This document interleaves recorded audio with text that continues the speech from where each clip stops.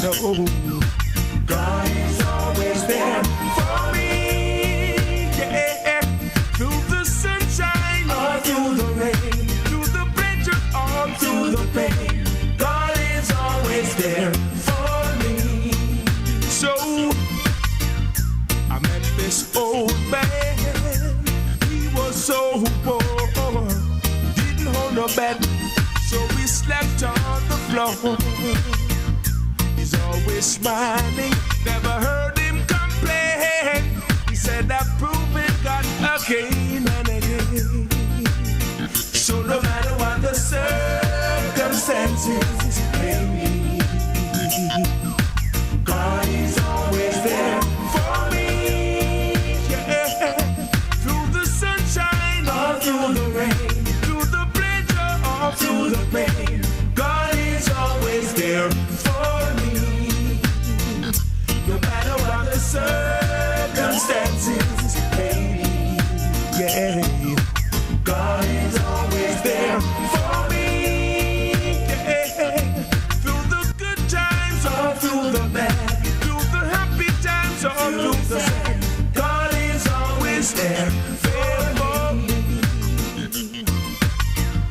The landlord wears the rent, school fee too, partner drop bonds, and the youth them need you. Friends all ask me what I'm gonna do. I smile and tell them that God will see me through. So no matter what the circumstances may be, yeah, God is always there for me. Yeah, through the sunshine or through the rain, through the pleasure or through the pain, God is always there for me. So no matter what the circumstances may be, God is always there for me. Yeah, through the good times or through the bad, through the happy times or through the sad, God is always there for me. I met this old man. He was so poor, he didn't hold a bed, so we slept on the floor. He's always smiling, I never heard him complain. He said I've proven God again and again. So no matter what the circumstances may be, God is always there for me. Yeah, through the sunshine or through the rain, through the pleasure or through the pain, God is always there for me. No matter what the circumstances may be, no, God is always there for me. Yeah, through the good times or through the bad, through the happy times or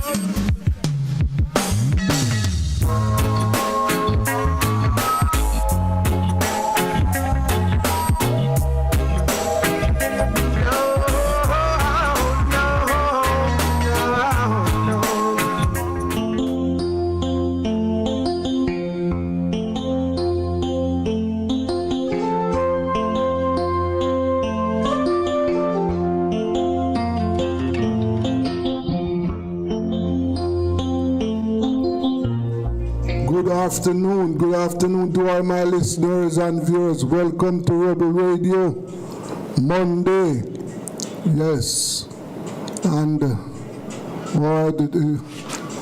year 26. We are in the year 26, 2026, and so far it has been a very eventful start. All right, we are going to, you remember what happened on January 3rd, eh? Yes. The Americans invaded another country in this region. Yes, Venezuela this time. And kidnapped the president. And what we have been hearing from America since is that it is in charge of Venezuela. Yes. The Americans have also seized a number of oil tankers, yes, and they have revealed their true plan. I have with me this afternoon, Mr. David Abdullah from the Movement for Social Justice in Trinidad. Hello, David. Happy New Year to you. Well, greetings, Desmond. Thank you very much, and to you and all your listeners. Well, as you've said in your introduction, yes, it's an eventful start to the year, not a good one in many respects, but I wish all your listeners and yourself a successful 2026. Yes, of course. One of the things that I am saying to my viewers and listeners and participants this year is, let us convert our wishes into work for a successful and prosperous 2026. Yes. Agreed. Yes. So, David, the first thing I would like to start the discussion with is what is happening in Trinidad? Because, as you know, Trinidad has supported the Americans. And, I saw where the Prime Minister, after the invasion, issued a statement that Trinidad is not involved. But so far, what is the situation in Trinidad as we speak? Well, at one level, the situation is very quiet. Today, in Tobago, there are elections for the Tobago House of Assembly. The Tobago House of Assembly is a semi-autonomous body that has responsibility for a lot of the things that happen in Tobago. And the issue of the radar being located in Tobago and the associated U.S. facilities connected to the radar was a hot topic in the elections. So we will see what, if any, that will have on the outcome of the elections. The polls close at 6 o'clock Trinidad and Tobago time, which will be 5 o'clock your time. So by about 8 o'clock tonight, we will know what the results are for that election. The party that has control of the House of Assembly at the moment and the two parliamentary seats in Tobago. Those parliamentary seats are not up for election now. Those were elected last April. But the party that controls that is the Tobago People's Party. And so they won the last THA elections, 14. They won 14 of the 15 seats. So it'll be interesting to see whether they maintain that kind of hold or whether the PNM, People's National Movement, will make some kind of comeback in Tobago and what the issues are. So that is one kind of the bellwether test, if you wish, with respect to the impact of radar. All come out against the radar, although initially the chief secretary, the person who, the leader of the House of Assembly, he made statements in support of the radar, not critical of it, but because of the backlash, he had to recant and say that he doesn't want the radar there. His party does have a kind of loose alliance with the Kamla Prasad Bisesa UNC. Mm-hmm. It's not a formal alliance, but they do have a kind of working relationship in the parliament. So, because of that, he was getting a backlash about the radar, and he had to then change his position and come out very strongly against it. So we'll see what, if any, impact that radar will have in Tobago and Trinidad. But of course, we have moved from Christmas straight into Carnival. So all the Carnival are up. The steel band competition, some of them have started already. Other kinds of competitions. The Carnival Fete started over the last weekend. The first one was on Sunday the 4th. So already there have been quite a few fetes and so on. So the mood of the country shifts, because of the powerful impact of Carnival. But in terms of the economy, there have been some visitor cancellations due to people's uncertainty of wanting to fly into Tobago or Trinidad at this point in time, So we will see what the economic impacts are of the government's position. The government is still getting pushback. I mean, we had a powerful press conference outside the Venezuelan embassy the day after the attack on Venezuela. So that would have been Sunday the 4th. We made, media headlines here with a powerful press conference, which was attended by the Venezuelan ambassador, the Cuban ambassador, and representatives of the organizations that had organized the 2 vigils for peace. And we continue to do our work. Tomorrow evening, as you know, we are having a regional assembly hosted by the Assembly of Caribbean People, and that is hopefully going to have a lot of participation from right throughout the region. We're hosting it here in Trinidad, but it is a regional process. I think I sent you the information, so yes. People can log in from wherever they are in the world, and all that is part of the regional mobilization against what the U.S. did. We issued a major letter to the UN week and had a regional press conference. That was the Assembly of Caribbean People. So, we are doing what we have to do. Different organizations in the region have held press conferences, have held pickets outside the U.S. Embassy or solidarity activities at the Venezuelan embassy. So, things are happening in different parts of the region, and we continue to push ahead in defending our sovereignty as a region, and in defense of the zone of peace and against what the U.S. did, because it was contrary to the UN Charter. Article 2.4 of the UN Charter specifically prohibits a state from using force or threaten the use of force against another sovereign state. And international law says you must not, a country cannot take legal action in their country. In other words, the U.S. legally, put it another way, President Maduro, all heads of state, all heads of government who are sitting heads of state or heads of government have immunity from prosecution in another country. They could be prosecuted in their own country, or they could be prosecuted by the International Criminal Court, but they can't be prosecuted in a third country, right, or a second country, which is what the U.S. is doing to President Maduro and his wife, Celia Flores. So we obviously oppose that. So, we are doing what we can in terms of public mobilization and so on. Yes. But David, you I know you are familiar with America's position in relation to the Caribbean and Latin America, that this region is their backyard. And as you know, if you look back, you will see that is how America has treated this part of the world. It does what it feels like doing to us. And Agreed. And you will observe that. Well, let me put it this way: none of the leaders in this part of the world are safe. America could come and capture any one of the leaders, because this is their backyard, this is their territory. They don't obey international laws, and therefore we in this part of the world are their children. That is how they treat us. Yes, agreed. I mean, they have been saying that this is their hemisphere and they will do whatever they please in this hemisphere. But we cannot behave as if we are their children. As Maurice Bishop said, we are nobody's backyard.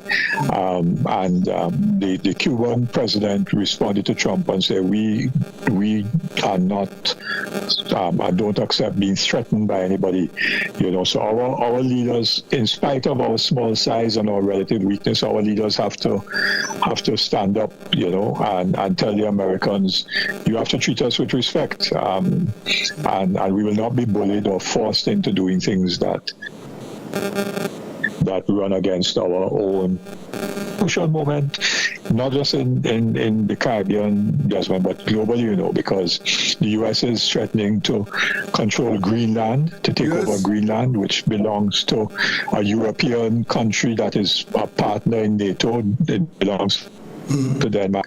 The U.S. is threatening to bomb Iran again. They bombed Nigeria at Christmas Day on the false premise that Christians are being killed in Nigeria, when that is not so. People are being killed, but it's not just Christians. Muslims are being killed. People of traditional faiths or religions are being killed.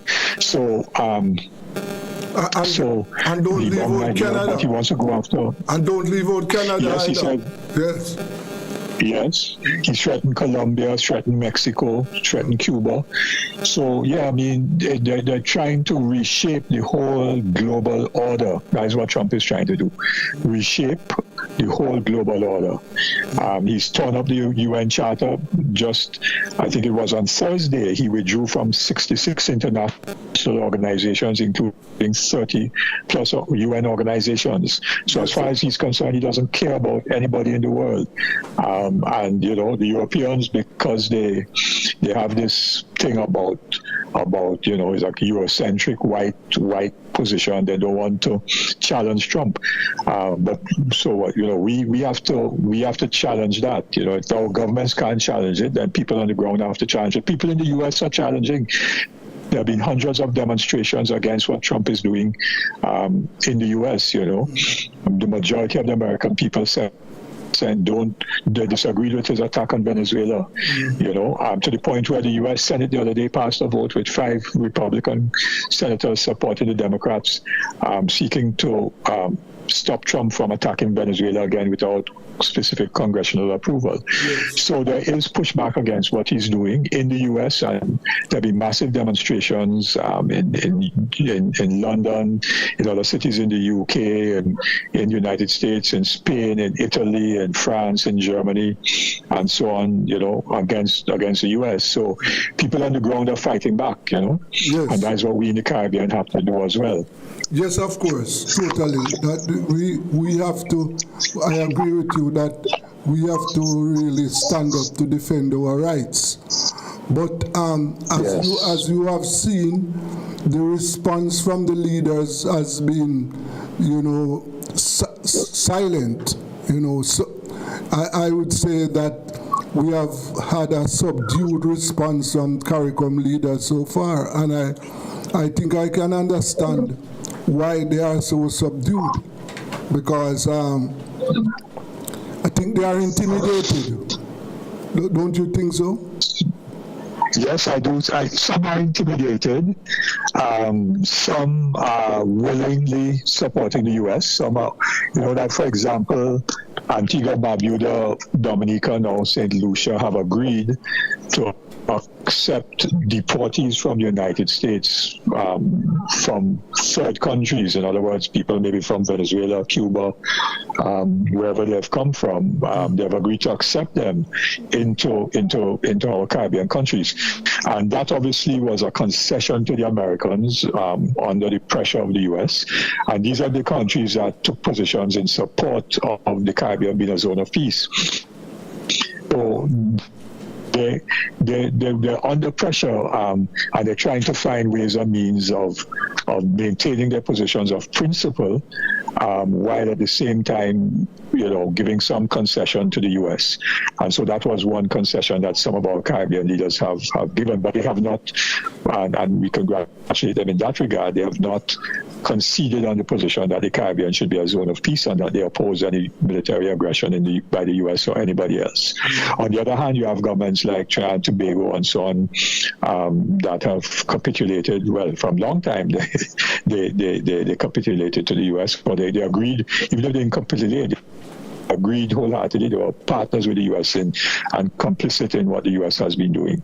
Others have been silent, maybe like Jamaica. I don't know if he has said anything. Your Prime Minister Honest seems to be kind of silent, so you kind of know where he is, where he ambivalent as well, So, yeah, so unfortunately, CARICOM as a group has not acted as one. If CARICOM as a group acted as one, we'd be in a much better position. Mia Buckley has been standing firm, but it would have been so much better if CARICOM as a group took a common position, and therefore it would have made it easier for our respective governments to resist the U.S. pressure. Yes.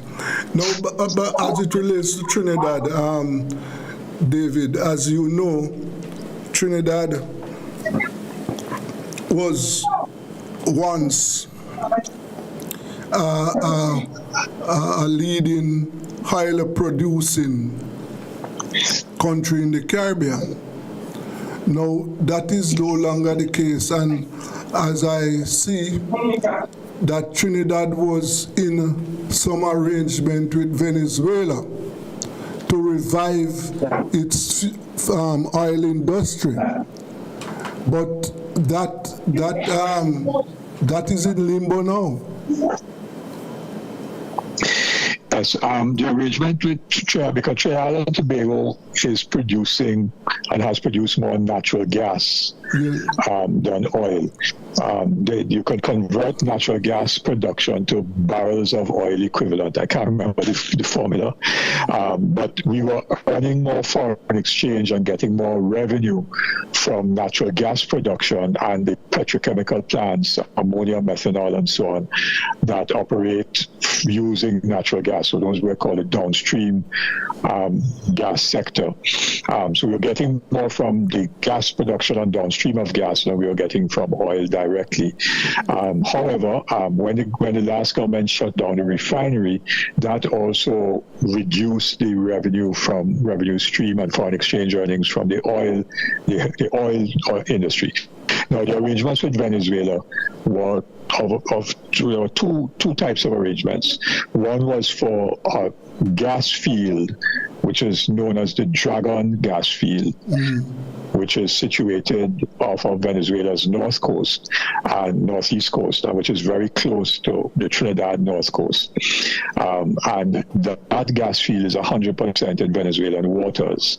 And the arrangement was for Trinidad and Tobago, together with a multinational company, Shell, to install the platforms in the Dragon gas field and run a pipeline from those platforms to a existing Shell platform off the north coast of Trinidad.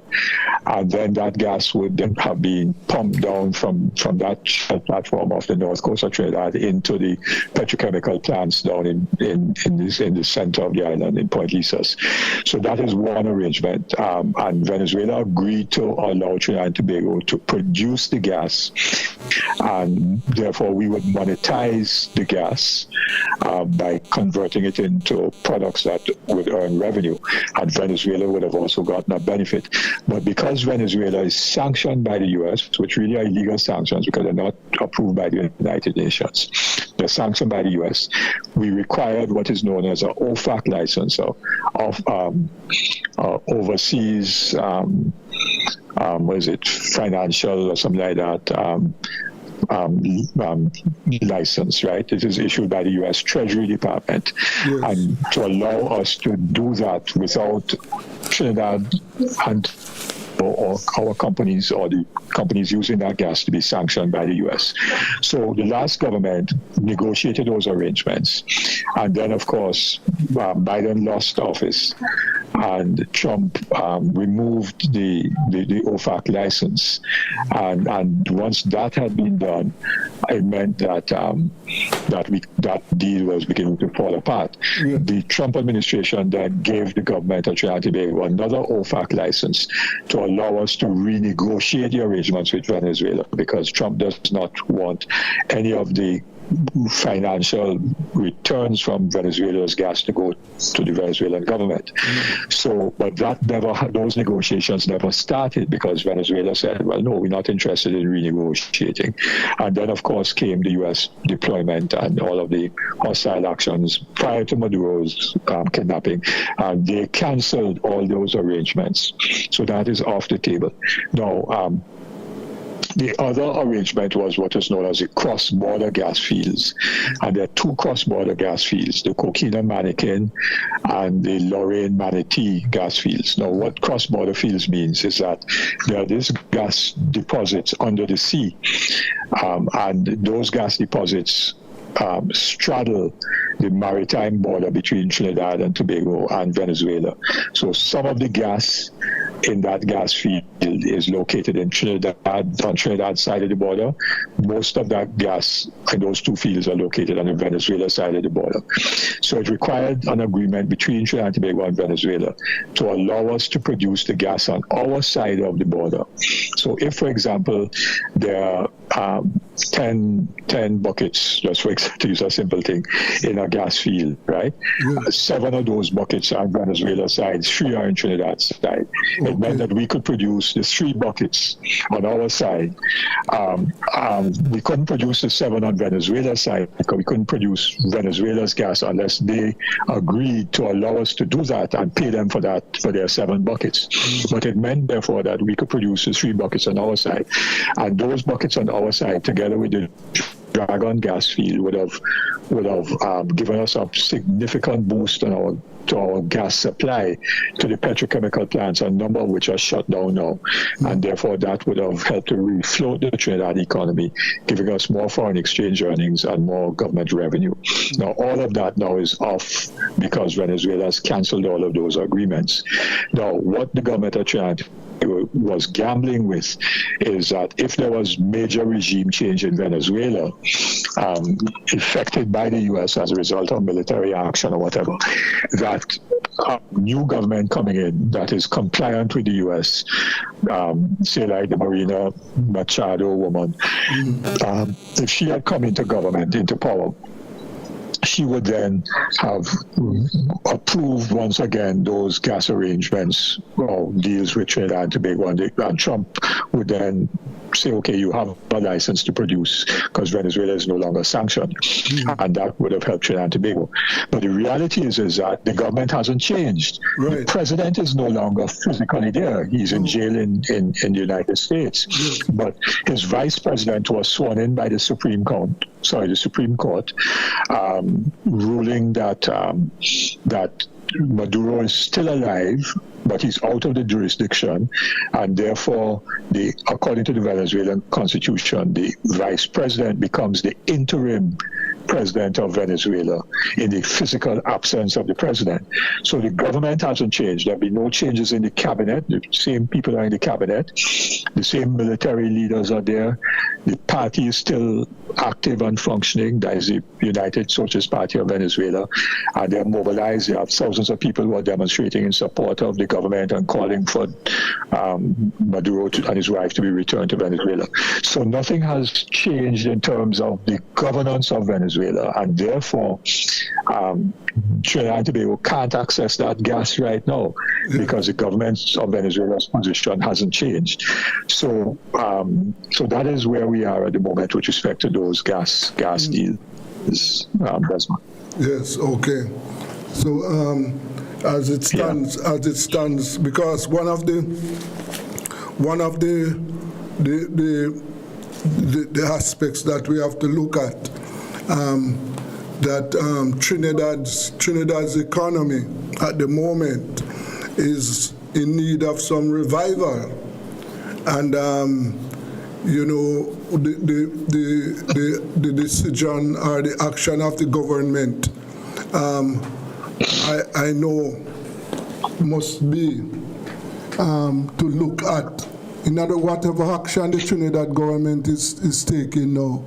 I know they are also looking at how they can benefit from some economic revival. So yes, and one of my theories, I don't have any evidence, but one of my theories is that the Trump government might do some kind of bailout for Trinidad and Tobago, similar to what they did for the right-wing leader of Argentina, Milei, by providing a loan that is guaranteed by the U.S. and so on for Trinidad and Tobago, which will boost. We have foreign exchange reserves. We're not out of forex, but we are depleting the reserves. So, but if there's a $2 or $3 billion injection into by way of a loan that is not guaranteed by the government of Trinidad and Tobago, then that will, keep the foreign exchange situation, improve it. And when the central bank gets the US dollars, they will then give Trinidad and Tobago government the TT dollars, which will be, if they get $3 billion US, just for call a figure, they will get more than 20 billion TT dollars. And that will close the government's fiscal deficit. It will enable them to spend in accordance with the budget without running up more debt and so on. So I'm looking out for something like that happening, but we shall see, yes? We shall see. Yes, but this is a story that continues. Yes. So we have to pay attention to Cuba and defend Cuba. Yeah. Yes, of course. So at the moment, you'd say that the situation is being watched. The Trinidad people are, I'm sure, are also watching the situation. And as you say that we are also looking at today's election in Tobago to see if there will be a change of administration over there. Yeah, that's right. Yeah.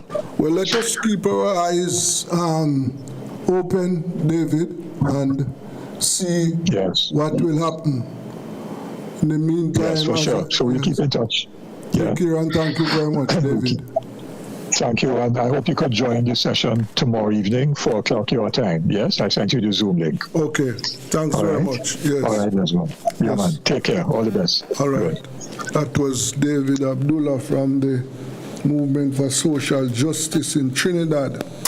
They're keeping us abreast of what is happening in Trinidad and Tobago. And as you heard from David, that the situation is quiet at the moment, yes.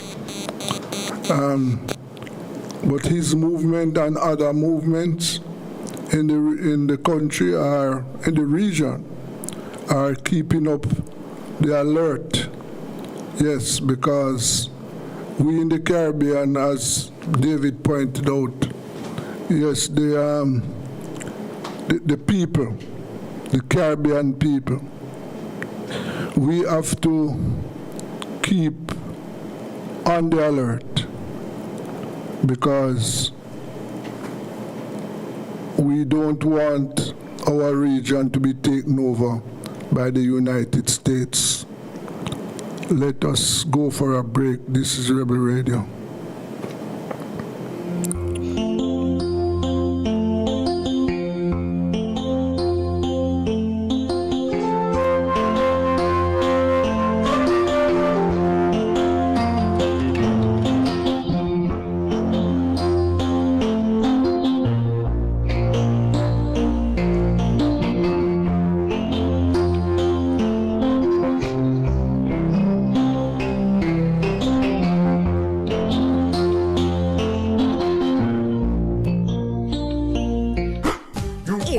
Everybody sale at New Budget Supplies. Do-it-yourself professionals and contractors. This is the sale for you. Lumber, steel, dress and form ply, water tanks, pumps, PVC pipes and fittings, toilets, bathtubs, vanities and basins, windows, paint, doors, floor and wall tiles, thin sets and grout. Up to 20% off selected items. 195 Hagleyburg Road. Telephone 923-4560. New Budget Supplies. Always the best prices.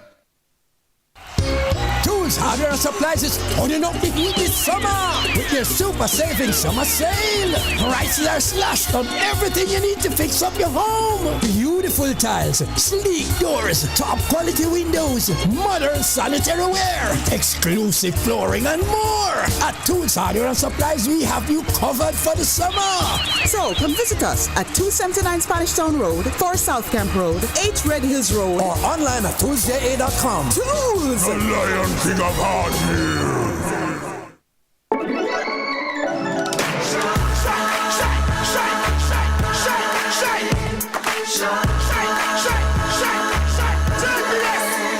Oh, Jamaica is where built with fire, passion and vibes. And through it all, there's a glow inside. Let's keep our shine alive. From the market to the factory floors, from the hillside green to golden shores. We're reaching heights, energy that lights the sky. JPS, powering what matters.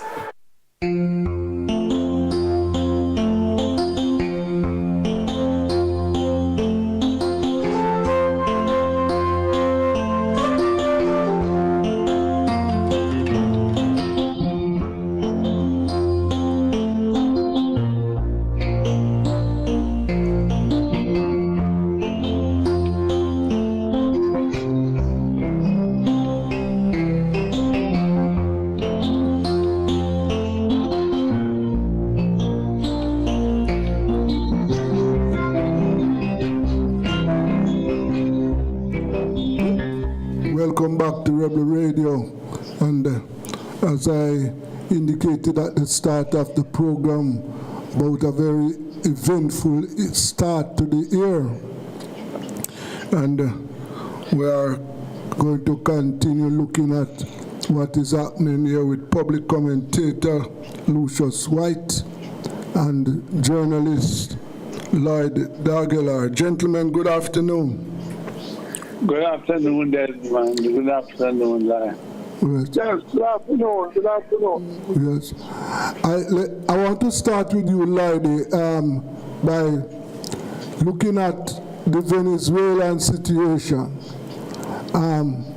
As you have seen that the president has been captured, and if we follow the statements of America is suggesting that it is in charge. So far, what have you learned from this situation? Well, America is an imperialist country, and America has been an imperialist country for a long time. There is what is called the Monroe Doctrine, which they believe that gives them power over Latin America, Central America, and Caribbean. And they have made that known for a very long time. They have been involved in the overthrow of many Latin American countries, countries in Central America, etc. Right? Have done a lot of that, including Haiti, Chile, and all over the place. So what they're doing now, what they're doing now in Venezuela is what they have done before. And it's not about drugs. It's about the resources of Venezuelan oil. And they want the oil. And that is the primary concern. And so that is what is happening. So every time she'll ever come and go on bauxite in Jamaica, and we say, boy, bauxite belongs to us. If necessary, they can come here and seize the bauxite and do what it is that they want to do. So we must understand that is how American foreign policy operates, and that is what is going on in Venezuela right now. Mm-hmm. So what I must also say is that Caribbean countries have been very silent. None of them is saying anything. Trinidad is complicit with what is going on. They have given the United States, military ability inside Trinidad, etc., etc. Nobody is challenging them and taking them on for that. The CARICOM hasn't done that. CARICOM under Andrew Holness didn't challenge them, and the new leader of CARICOM has not challenged them either. So the Caribbean, for the most part, is complicit in what is going on in Venezuela, and they have said nothing. And we, the people, need to stand up. We need to be outspoken, and we need to make them know that, we're going to protect ourselves. Now, I'll just say one more thing, which is that one of the targets that they now have is Cuba. They want to bring down the Cuban government. They had a blockade. They've had a blockade in Cuba for many, many years. And now, because Cuba is dependent on oil from Venezuela, they're going to stop sending oil to Cuba, and this will weaken the Cuban economy, the Cuban government, and then they will be able to do whatever it is that they want to do.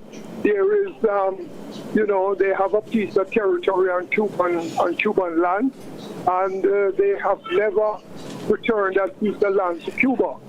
So imperialism is at work, and we need to have a discussion about imperialism. And I think that we need to have a world movement against imperialism, because we are now seeing what is going on in Greenland, that the United States now wants to take over Greenland. So I'll just lay that as a foundation for the points that I think we should talk about and I would like to make. Yes. Lush, what do you make of this invasion? It has really exposed the fangs of the imperialist intent of the Monroe Doctrine. It has been there for quite a long time. The presidents have shown a little more tact than the current president, because he has the guns, and since he has the guns, he has given himself legitimacy by quoting the Monroe Doctrine, which people must understand it was never any treaty between America and others.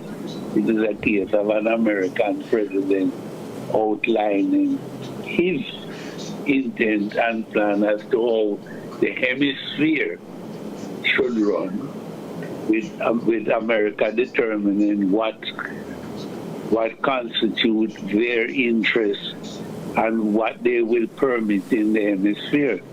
Now, while they were the only power and the big power around here, they would get away with it. As a matter of fact, they have been getting away with it. They have displaced a number of governments throughout Latin America and the Caribbean, but they're usually a little more subtle about it. Now, what they do, they declare that you're drug running or you're terrorist, and then carry you to try you in America. And while they do not subject themselves to being tried by anybody else with all the international treaties, they are not party to being tried for any of their illegal activities.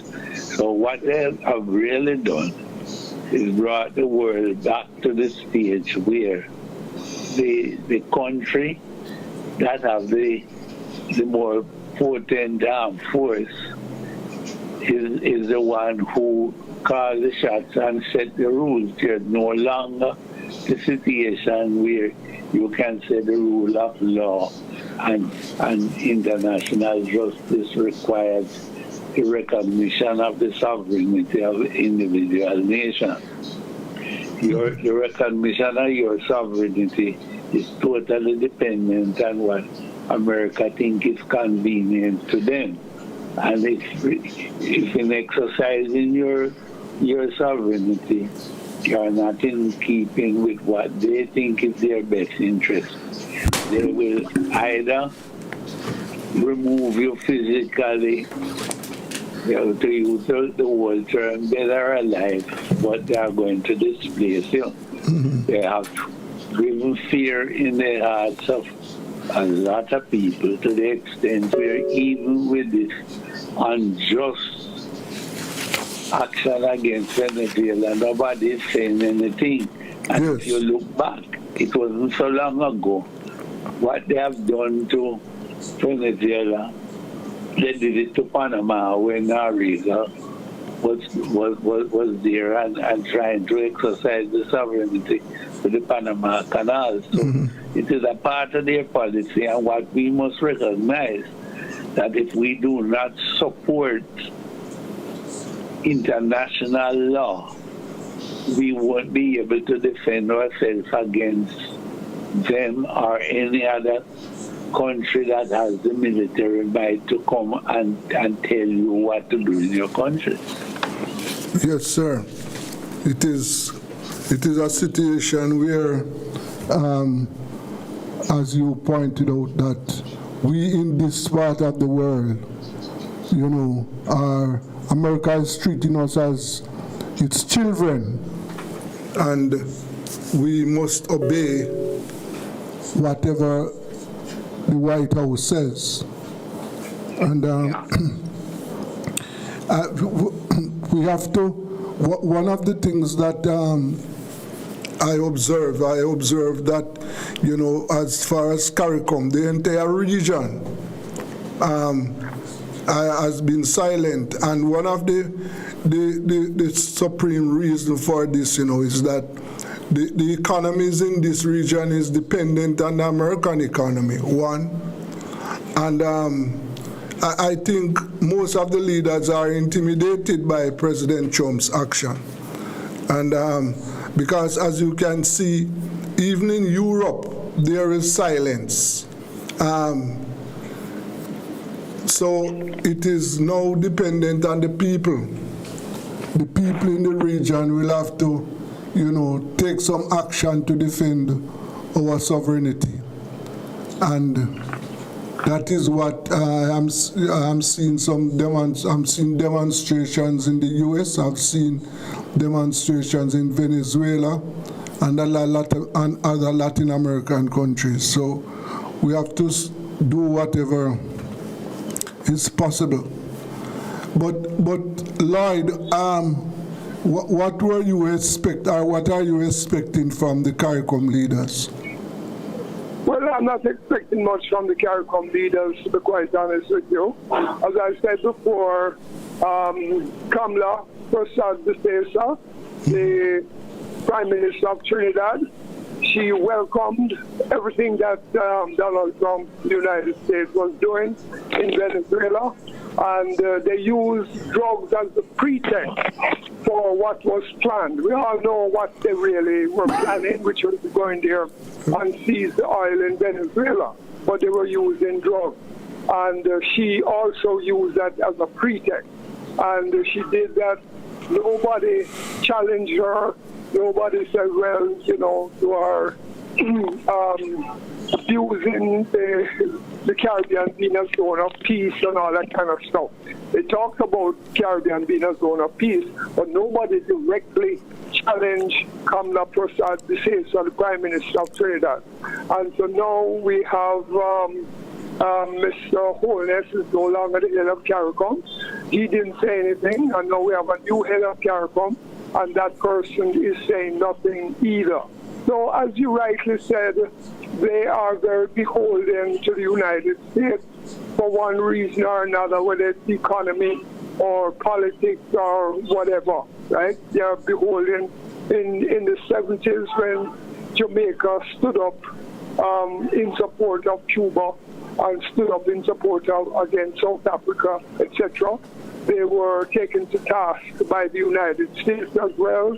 And, Michael Manley was put under a lot of pressure, etc., etc. We could go down the road as to how he worked things out, but that is what the pressure that he was put under. And so I think that a lot of other Caribbean countries are in the same position, and that is what they think about primarily. Whether they would, if they would have disagreed with what the United States is doing, they're not going to say so publicly. They are going to privately, they may talk about it privately, but publicly they're not going to do it. So it therefore means that the alternative solution is we the people. We have to develop a worldwide anti-imperialist movement. In the United States, when the people go out on the streets and protest, or certain senators or whatever, Republican, Democrats, Trump is calling them communists. So that is a curse word that they use against anybody that stands up for their rights and stands up against imperialism. You're a communist. And of course, some people are afraid of being called a communist, etc., etc. But we must make that bother us. We need to develop a worldwide anti-imperialist movement. We have to start somewhere, and we, the people in Jamaica, have to stand up and set an example for the people in other Caribbean countries, and they will set an example for everybody else. So it's going to take some time, but we have to. We, the people, are the one where the solution really lies with, because a lot of times the governments won't change their position until the people stand up and say, this is what we want, this is what we believe in, etc. So at that point, they can't really resist what the people are saying. But if it comes to them directly, they will hedge and hem and haw and not do what it is that they should be doing, etc., etc. Yeah. But this is where we are, and a program like yours, which gives us the opportunity to speak out very clearly, very bluntly, is very important, and we need more things like these to organize, to educate the people, to make us know that things are not going to change if America comes in here and take away our birthright, take away our land, and take away our natural resources on the basis that we are communists or we are, whatever it is that they use the pretext. Even, I'll say one more thing too, and this thing about drugs, I believe that you have a right to your body. You have a right to put whatever it is that you want into your body. If you want to put heroin, cocaine, ganja, whatever it is, that is your right. And I believe that we should also now begin to speak up about this thing about illegal drugs. That is a pretext that is now being used in Venezuela, against Venezuela. But hold on there. America and the American people want the drugs. But hold on there, Lady.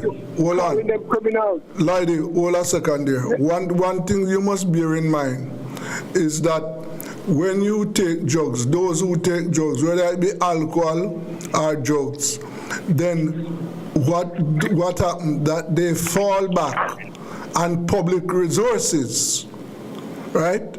So when you have a lot of drug addicts, it put pressure on public resources. For example, the health facilities and other facilities, and therefore, let me ask you a question, Delphine. Cigarette smoking is legal. When you go inside a shop, you buy a pack of cigarettes, and the cigarette, they cause mouth cancer, it causes all kinds of cancer, including children. So why is it that cigarette smoking is legal, but ganja is not legal, heroin is not legal, whatever? I mean, you see the contradiction there? Yeah. Cigarette is legal, and you can buy cigarette, and it say explicitly on the thing that it causes cancer. So how do you rationalize that and work that out with I am not on illegal drugs? I am not trying to rationalize it, because what it does, it also put pressure on the public health facilities. It may, but you as an individual have a right to do whatever you want to do with your body, whether you put pressure on the public health system or not. A lot of people, them diet is not good, how them live is not good, because they're poor and their lifestyle is very bad. Nobody tries to help them where that is concerned. But as far as you are concerned personally, you have a right to put whatever you want to put in your body. It is your right. I'll say one more thing on this too. Do you know that you have a right in some European countries, you have a right to assisted suicide? In other words, if I believe that I've been living too long and I want to go, I can legally get assisted suicide. Now in Jamaica, if you try to kill yourself and you don't succeed in killing yourself, you can be arrested. It's your body. You have a right to bring about the end of your life. So why is it that we don't recognize that and stop talking about illegal drugs? That's nonsense, and it is being used as a pretext to do all kind of illegal, violent things by the state and lock up people, etc., etc. I don't believe that. I believe that we should begin to have a discussion about that. Okay, let me bring in Lush. Lush, so far, what are you 25 has passed. Lots of things happen. What are your projections for 26? 26 is looking too good. As a matter of fact, we are drifting possibly into a hot war, which they will call World War III. Yeah. Hold on there, Lush. Lush, hold a second. You're on a speakerphone? I am not. Okay. All right. Go ahead. Yes, I'm saying the current trend where the U.S. is using its military might to blockade other people from going about their legitimate business could easily step over into World War III. And it is for that reason one of the things that makes things very, very grim for Jamaica in that right now alumina is at a very high price and we cannot benefit from it because the Chinese who own the plants that has the capacity and the potential to process. I do not see the Chinese putting any more money in Jamaica while this environment where the American ship will want to blockade them coming for in protection or to earn from their investment. So rather than be drafted into a war in order to protect big investment, they will just stand by with what they have invested already. They will leave it to stand by and await when either there's a change of government or change of attitude. So that means that Jamaica will not benefit from the resources. And the other thing is, we have to recognize that the bauxite is not infinite in its capacity. And the longer we keep on exploiting the bauxite, there should be a very good chance that you are going to damage the water source upon which Jamaica depends. The cockpit water, it means everything to Jamaica. And it will be damaged if we violate what the people who know say do not go into the cockpit area with mining. And we are moving the boundary more and more to a point where we will definitely damage our water. So altogether, we are being very stupid, and more than anything else, we are not even in a position to benefit from whatever little is left that we can exploit without doing that engagement. So, as a people, we have to recognize that we need to position ourselves, particularly our agriculture, in order to earn foreign exchange so that we can buy the things that we can produce for ourselves. And you won't be able to do that without you properly control and store your water so that you can use it efficiently and effectively in your agricultural production, which we have a number of products that have world-brand recognition. And if we do not position ourselves to produce it in the volume and with the efficiency that allows you to hold your market and earn, then what we are going to find that we go in debt and can't pay your debt without your people starve. And when you have too high a proportion of your people who are destitute and without hope, with hopelessness, those people can become very antisocial.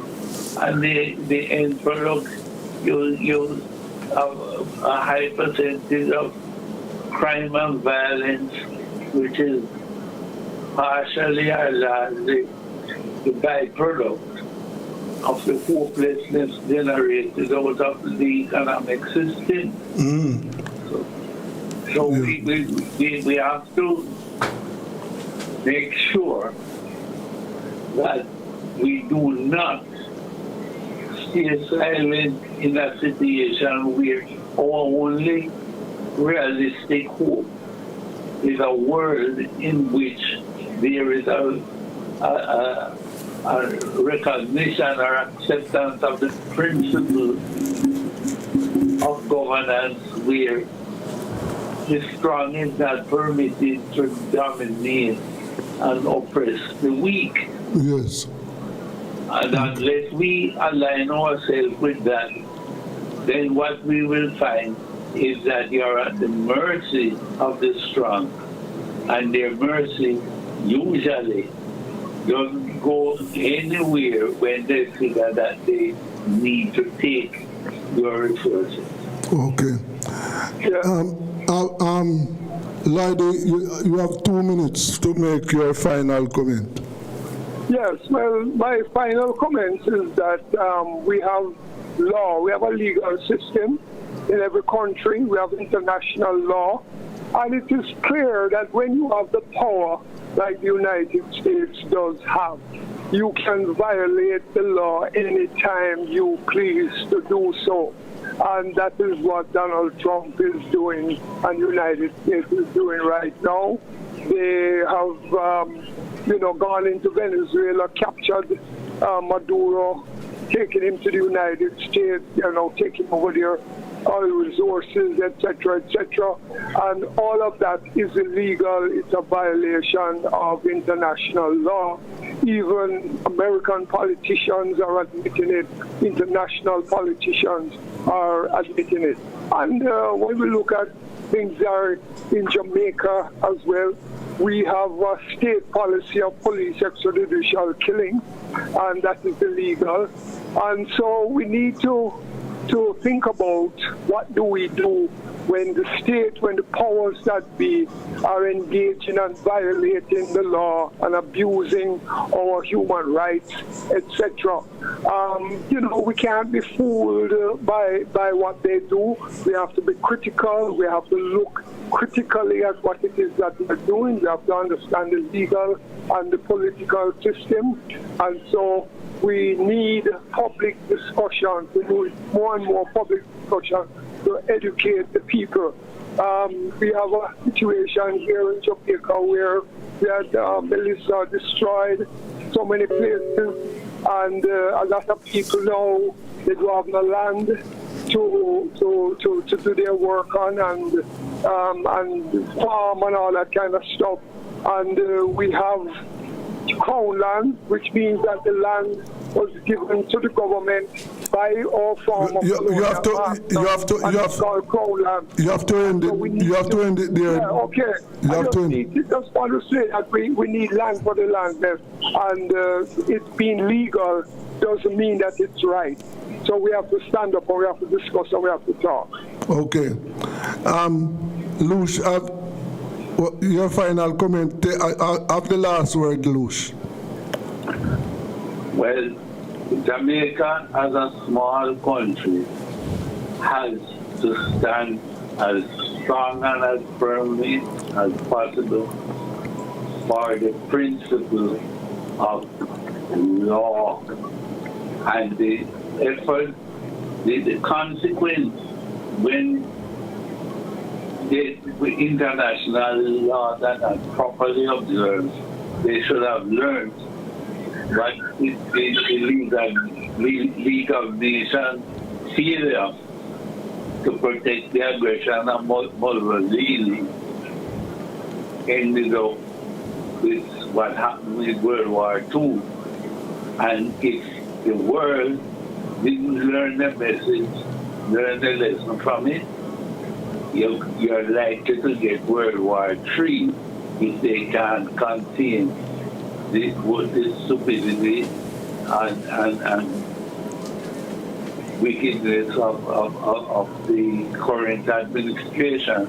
Okay. That interferes with other people's relationship. These two countries want to trade. There can be no moral or legal justification for a third party to put themselves in between and demand that you can't trade with who you feel like. Okay, we have to leave it there today. Right. But as you know, these are points, and where we are now is that we are facing a situation globally where we have to be careful. Thank you very much, gentlemen. That was public commentator Lucius White and journalist Lloyd Dagelar. This is Rebel Radio. Let's go for a break.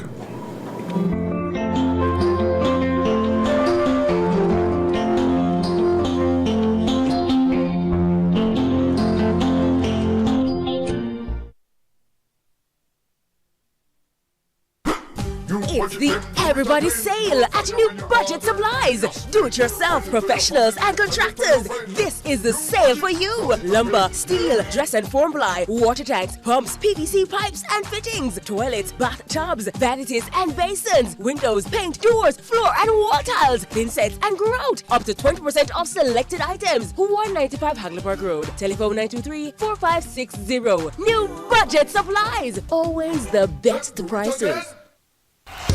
Tools, hardware, and supplies is turning up the heat this summer with your super saving summer sale.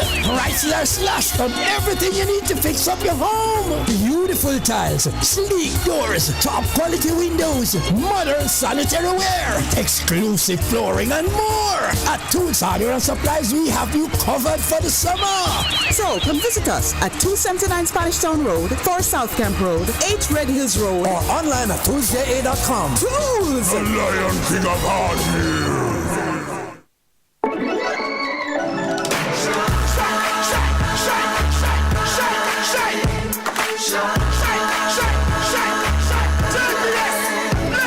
Jamaica is my built fire, passion and vibes, and through it all there's a glow inside. Let's keep our shine alive. From the market to the factory floors, from the hillside green to golden shores. We're reaching heights, energy that lights the sky. JPS, power in what matters.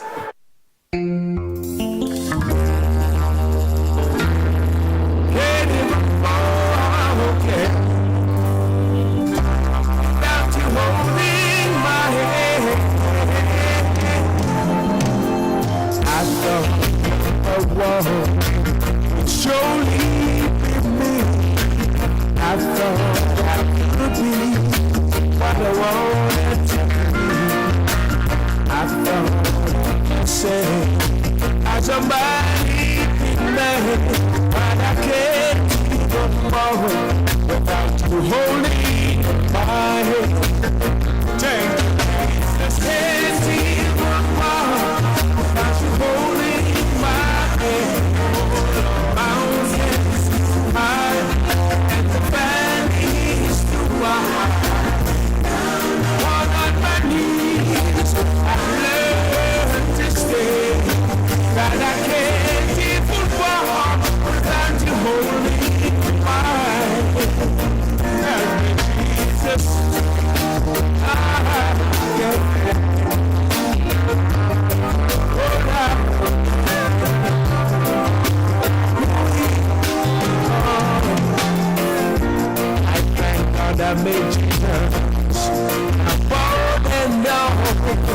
From now on this day, I'm totally gonna fall. If I don't trust it, I'd be less than a man. Cause I can't even walk without you holding my hand. Can't even walk without you holding my hand. Mountains too high and the valleys too wide. Down on my knees, I learned to stay. Can't even walk without you holding my hand. Thank you, Jesus. All you have done for me right now. It's so good to me. I thought number one. Truly be me. I thought I could be what I wanted to be. I thought of myself as a mighty big man, but I can't even walk without you holding my hand. Can't even walk without you holding my hand. The mountain is too high and the valley is too wide. Down on my knees, I've learned to stay. Can't even walk without you holding my hand. No, can't even walk without you holding my hand. Mountains too high and the valley is too wide. Down on my knees, I've learned to stay.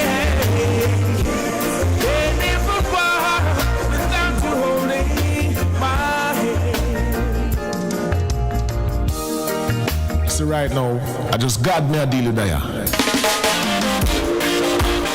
So what I want, friend George? Why, Richard Steven? When every day I did the Almighty crazy. And the best thing that, cause when I remember just when I am coming to where I'm standing down, held to my knees, it praise your name. You know every step of the way. Oh, Father, you know I love you. You touch my heart, my soul with your mercy.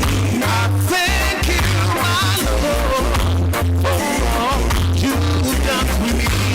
You bless my life. It's so many ways. No, I will never ever leave you. I won't be ungrateful to you, my Lord. I know that this world is all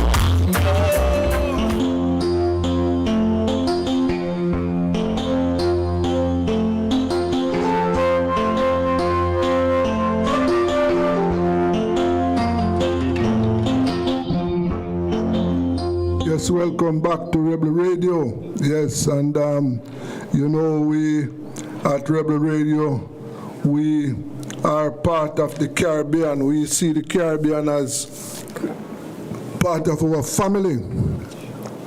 And today we want to take a look at what is happening in our Caribbean region. And I have with me Zoe Charlton out of Antigua. I have Enrico Woolford from Guyana and Jensen Lavend out of Trinidad. Good afternoon, colleagues. Happy New Year. Good afternoon, Desmond. Yes. Happy New Year to you all. Yes. Good afternoon. Happy New Year to all. Yes, yes. Thanks very much. So let me start with you as the traditional traditional, they say ladies before gentlemen. What is the latest? Well, I think like all Caribbean nations at the moment, we are watching carefully what the US is doing. Of course, trying to be objective, but they do seem to be trying to not destroy exactly, but certainly trying to choke the Caribbean. And in Antigua, we are facing the issues of US refugees to Antigua, the visa bonds, the threats to our food supply, and the government issued some facts, and they released this morning a letter from our ambassador in the US that was sent in August regarding the refugees to Antigua. You've probably seen in the social media lots of misinformation. And just to put the record straight, the government has released a letter that says there is speculation. They have been talking to the US, but there is not a binding agreement for Antigua to take refugees from the US. There is a non-binding discussion going on. Antigua has fully the right to reject. It's a case-by-case process, and at the moment it's not operational, but the US is trying to do this to over 100 countries. So this is currently only a proposal. I think a lot of the controversy that's hitting the social media is because of what else the US is doing, and nobody really is quite certain what's going to happen yet. It's all on top of the US threats to the region and the recent absolutely shocking events in Venezuela. So that's a big thing at the moment. We're trying to deal with that. We're trying to get the truth out there. But it does appear, and I'm sure it does to many countries, it's not just Antigua, that the US is really trying to choke Caribbean countries. Yes. And I'm sure, my colleagues, I'm sure you're all facing this in your various countries. Yes, yes. Jensen, what is happening in Trinidad? Good afternoon, all. Desmond, I am at a great disadvantage today. Yes. And are you hearing me clearly? Yes, I am hearing you. Yes, I am currently on vacation, so I have not been paying attention much to news at all for the last couple of weeks. Okay. But I'm going to say not paying full attention. I haven't been paying full attention as I would while on duty. Yes. But I was a bit curious based on what was just said there in terms of the refugees from the U.S. refugees, under what circumstances. So I don't know if you can touch on that a little bit. Zola is your name, yes? If I heard correctly. Sorry, what was that? I just wanted to get some more information as you spoke about U.S. refugees. The refugees from where? Well, I think they're just, to be honest, situation? I think it is possibly Caribbean refugees, but the letter and the details are not clear. I think the US is trying to just get rid of people they don't want and trying to make countries take them, whether they are they're coming home to their original country or not. And that's one of the problems. It's such big unknown at the moment that the information is scarce. And I think that is one of the big problems. Have you faced this in Trinidad? Jensen, are you there? We're not hearing from Jensen at all. Well, let's bring in Enrico. Enrico. There's yes. Jensen, are you with us? Are you hearing us? Yeah, I'm hearing you now. Yes. No, I am asking you. Sure that don't just sound it. Are you aware of the U.S.? The U.S. has let me say, a policy where they try to send refugees. Well, I wouldn't even say refugees. There are people in the United States who they want to get rid of, and they will send them to third third countries. That is something that they have been doing. So they have been. I saw a snippet. I believe it was the Antiguan Prime Minister or the Antiguan Minister of Foreign Affairs on Twitter yesterday, before yesterday, talking about that. But I didn't have any context on it. So yeah, that brings a whole lot more context. Yeah, that is crazy. But in Trinidad and Tobago, I know today is the election for the THA, which is sort of a central. I don't know how to explain it for those who outside of Trinidad and Tobago, but it's like a sub-government within Trinidad and Tobago. This is just the governing body for the island of Tobago. Their election is today, so that is on the main focus right now. That, and we have one of our daily newspapers closing down. It was announced last. You mean Newsday? Friday. Newsday. Yes. You know, I was once employed there, so it sort of hit home to see that.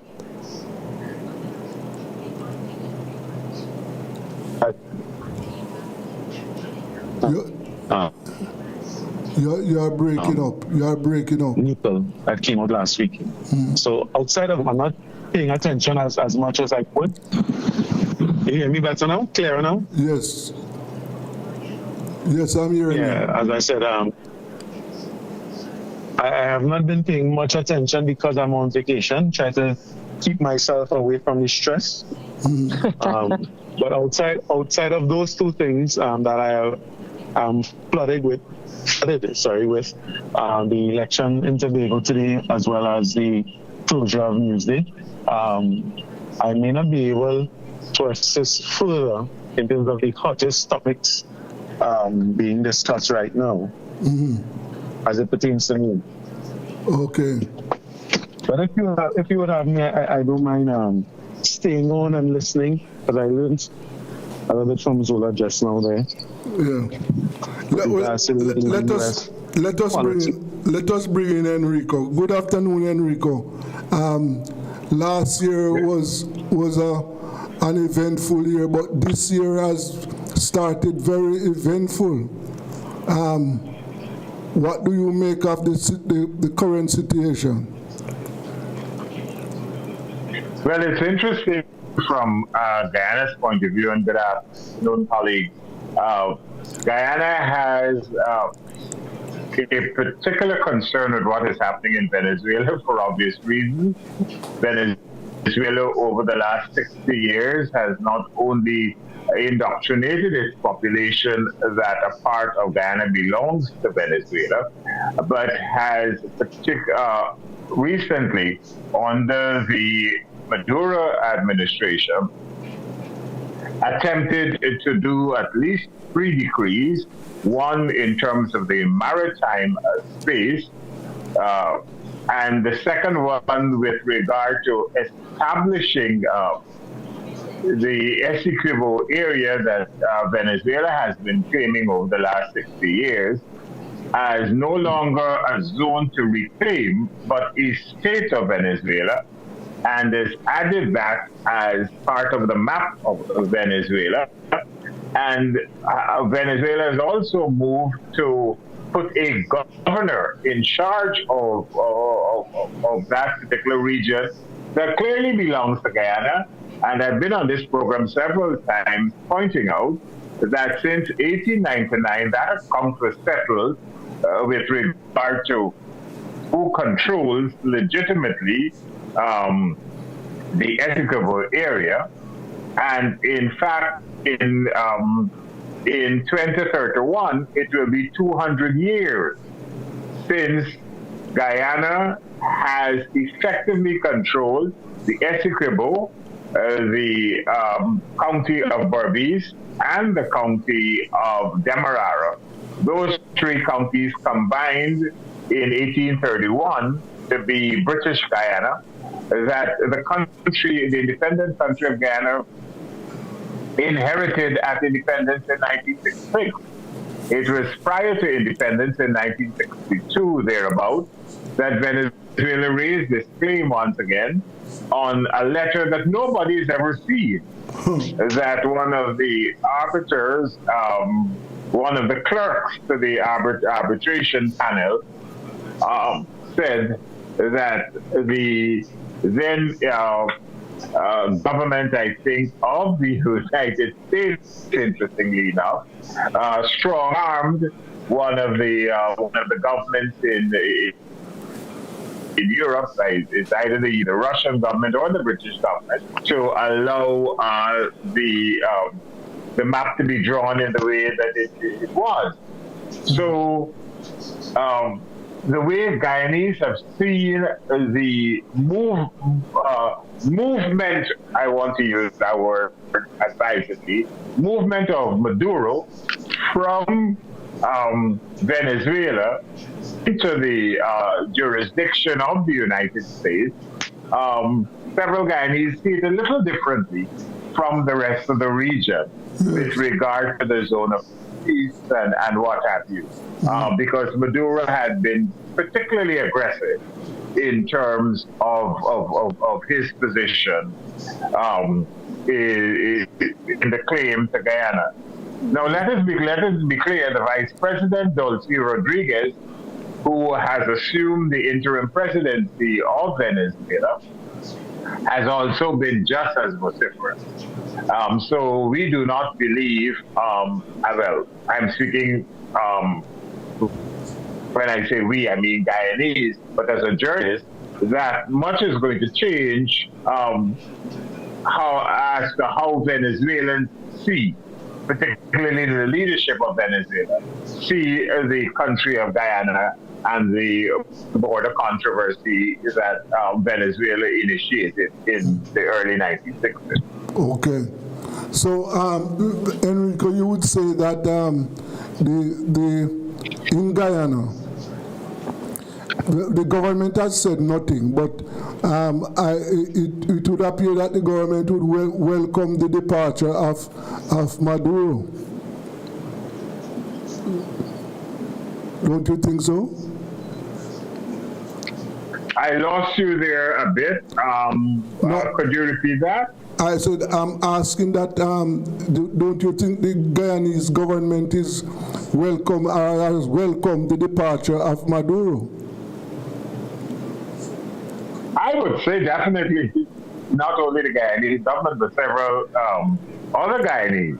Yes. I'm just monitoring my Capital News Facebook and social media platforms, yes. And definitely Guyanese see it. But they should not be misled into believing that moving Maduro means that you've moved the problem of the claim that yes. Venezuela has had. Mm-hmm. And our claim is right now under the International Court of Justice in The Hague. Right. So Guyana's position is still one where we think that there's a legal solution to this challenge. What may happen here, and I think now and then you speak to Dr. Mark Curtin and the other members of the Center for International Border Studies in Guyana, the think tank, where the issue of the claim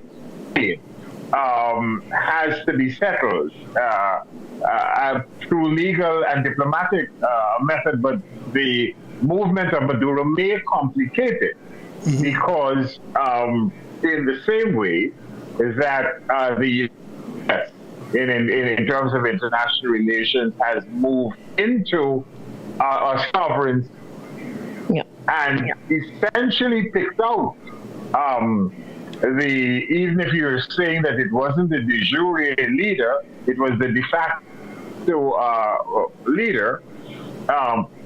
What stops Venezuela from saying that we will move into Essequibo and pick out and do what we like in the Essequibo region? So you've created a conundrum. You've created a precedent that is not necessarily good for the region. But the U.S. traditionally has always done that. Monroe Doctrine, Roosevelt Corollary, now the Donroe Doctrine. They've always moved in. They've had a history in the region, from Panama, from the Dominican Republic, from I think I could go on and name all the areas where the U.S. feels that it has a legitimate right to do what it did. Yes, sir. Yes, it is a very, as I said early on, that we are faced with a situation, and this is globally, because if you observe that from you, there is not much outcry, even from Europe, right? You don't hear outcry from Europe about what America has done. Yeah. No, and therefore.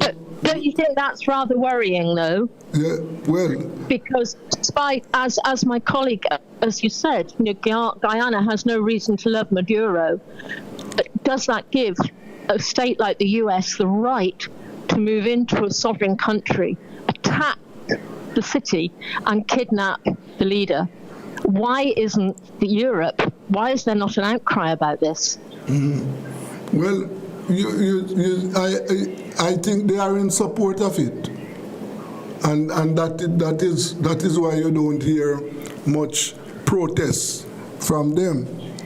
And as Enrico pointed out, America see this region, Latin America and the Caribbean, as their hemisphere, right? Yep. And they are pleased. They have been doing what they feel like doing for decades. And what we saw in Venezuela on January 3rd is just a continuation of the American dominance in this area. It is. But it makes one wonder which of our countries, which of our islands is actually safe. He wants Greenland, he wants Brazil, they're threatening Caribbean islands and CARICOM. So it makes one wonder who can stop them. Right, and remember that he has even threatened Canada too, remember that? Yes, of course. Yes. So, well, could I come back in for a little while there? Yes. I think you were talking from Antigua, right?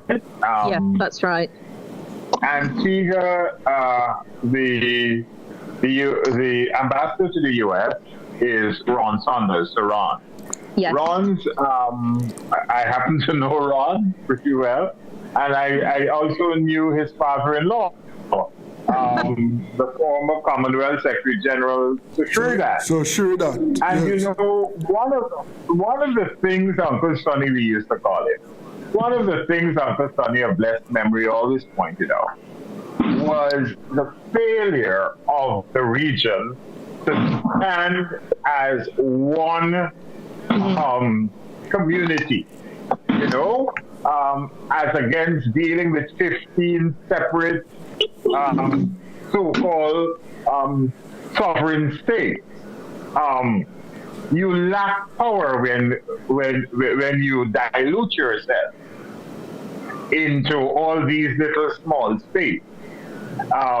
Yes, you have an ambassador to Washington. Yes, you have an ambassador to the United Nations, and you could speak up at the United Nations and what have you. But in fact, you are not as powerful as you really think you are, because you do not hold as one unit. And CARICOM has suffered, and you saw it with regard to what the Prime Minister of Trinidad and Tobago, the position that the Prime Minister took, that your Prime Minister in Antigua there had to, as Guyanese would say, and it became a bit of a spat between the two island states. And I think one has to look back to what Trinidad Ramphur's vision through the West Indian Commission, through the Federation, through CARICOM, whether for us to really stand up to a country, to other countries in the hemisphere, we shouldn't work towards trying to be a stronger unit, a unitary force.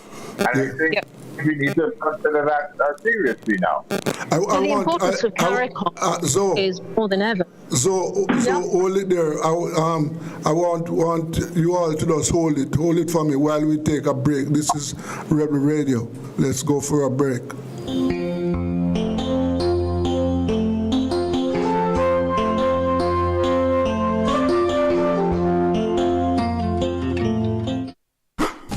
It's the Everybody Sale at New Budget Supplies. Do-it-yourself professionals and contractors. This is the sale for you. Lumber, steel, dress and form ply, water tanks, pumps, PVC pipes and fittings, toilets, bathtubs, vanities and basins, windows, paint, doors, floor and wall tiles, thin sets and grout. Up to 20% off selected items. 195 Hagleyburg Road. Telephone 923-4560. New Budget Supplies. Always the best prices. Tools, hardware, and supplies is turning up the heat this summer with your super saving summer sale. Prices are slashed on everything you need to fix up your home. Beautiful tiles, sleek doors, top quality windows, modern sanitary ware, exclusive flooring, and more. At Tools, hardware, and supplies, we have you covered for the summer. So come visit us at 279 Spanish Town Road, 4 South Camp Road, 8 Red Hills Road, or online at toolsja.com. Tools! The Lion King of Hard Hills.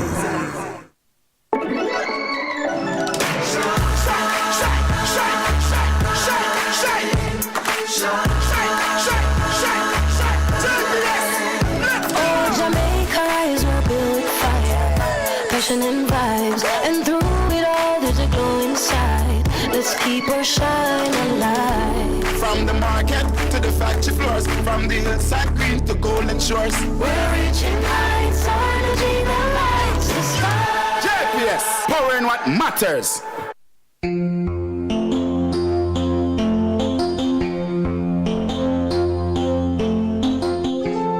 Yes, welcome back to Rebel Radio, and we are talking about the Caribbean, what is happening in the Caribbean, and in light of this situation that we are facing now. And before we took the break, Zoe, you were making a point. Continue. The importance of CARICOM has never been greater. And if you remember, was it last year that shortly after Donald Trump became president, he called, there was an international meeting to which he invited some CARICOM nations, but not others. Mm-hmm. So that was, I think, an example of trying perhaps to divide the nations so that they don't have that powerful one group. And this, I think, is something that is now so important that we pull CARICOM together. My colleague was saying, this is quite right. Without that power, we're a small nation. You're a small nation. Even Jamaica isn't a big nation. No. And the US, all that power behind them, we have to pull together to have a voice that's loud enough for the rest of the world to hear. Mm. Yes, of course. That was one of the major issues that the other CARICOM islands had when our Prime Minister made the statements that she made, and the position that she took. Now, we all understood that Venezuela has a lot of oil. Trinidad and Tobago has been trying for years to tap into that and have been unsuccessful, primarily because of the sanctions. And it is hoped that with, siding with the U.S., we might be able to get in on that oil deal. Fingers are still crossed now. I don't think outside of that the Prime Minister would have as supportive as she was towards the U.S. and the words I would like to use to describe it that is both unprofessional and friendly for the airwaves. But we are all adults here, and I think we all share the same sentiment. That was complete and utter nonsense that was done, apart from it being outside of international law and whatnot, that the U.S. president did with Venezuela and is threatening to do with Greenland. And as he said, there's nobody who could stop him. But there would have been a larger speed bump if we unify ourselves in the region and say no, rather than say, to each man his own order. That to me was very ridiculous. Yeah. Yes. Yeah, I agree with you completely on this. Certainly. So, from both all three of you now, what are your predictions for 26 so far? Let me start with you, gents. What are you predicting for 26 in Trinidad or the Caribbean? But start with Trinidad. With Trinidad, more political maneuvering. I expect to see a lot of changing in speech when it comes to the relationship between Trinidad and Tobago and the CARICOM and Trinidad and Tobago and Venezuela. Mm-hmm. We already saw a slight shift recently when the Minister of Energy was saying that the gas deal is not off the books, but in the whole leading up to Maduro being, and I like the word that my colleague used, kidnapped, in the lead up to him being kidnapped, the Venezuelan government said that deal is dead. And the government of our country was saying, well, there are other prospects that we are focusing on. Now they are saying, well, the deal isn't really dead, it's just we're waiting and seeing. So we're already seeing that shift in the language and what they are saying. Mm-hmm. Local government elections right around the corner, and we're already starting to see them hitting the ground running and starting to canvass, hoping to get some sort of support, because apart from what happened with Maduro and Venezuela, there's a lot of discontent amongst the members of the ruling party. So they're trying to win back that by, going and hug babies and kiss old people and shake hands and all these things. So now you'll be getting your roads fixed and a whole lot of promises that we're expecting to see coming out in this year. Paternity leave, maternity leave, these are something that they're now looking to enhance. As the Minister of Labour announced, I think just yesterday we would have made that announcement. So we're starting to see these subtle shifts. What I also expect is to see more unions raising their voices, because the 10% issue with the Public Services Association getting the 10%. Now the other unions are waiting in line to receive before we even go to the other unions, the PSA is waiting to get their monies. So we expect to see I predict some tension there. Mm-hmm. And then the other unions to join in afterwards and more or less saying, what about us? Right. But in the locally and regionally, I expect to see a softening of the position that the Prime Minister took leading up to Maduro's kidnapping. Each person must stand on their own. I expect to see, or I predict, that there will be a little turning away from that policy and coming back to more of a kumbaya type policy. Okay. Zoe, what are your predictions? Yeah, well, I would certainly pray that we get back to the policy of pulling together and giving ourselves a voice. I mean, from Antigua, we've got to deal with all this UN fallout. We've also got a couple of big international events coming up in February. We've got the Caribbean EU Parliament Assembly coming to Antigua, and this is going to strengthen political cooperation, we hope, between the Caribbean and the EU Parliament. And we've got CHOGM in November. Please don't ask me what it stands for. It's Heads of Government, heads of government meeting, Commonwealth heads of government meeting here in November, which is huge because we have His Majesty King Charles and Her Majesty Queen Camilla coming as well. So there's going to be a lot of focus on that this year, getting everything ready. But of course, the US things are currently rather colouring things, and we're going to see lots more misinformation. I had somebody in Antigua say to me this morning, "Oh, isn't this terrible about the US refugees we're going to allow into Antigua?" And I had to say, "Are you reading Facebook?" He said, "Oh, yes, it's all on Facebook." I said, "Well, have you actually read the letter?" And I think we're going to see much more misinformation and people worrying. So my prayer is for the CARICOM, the community, to pull together. But I am worried.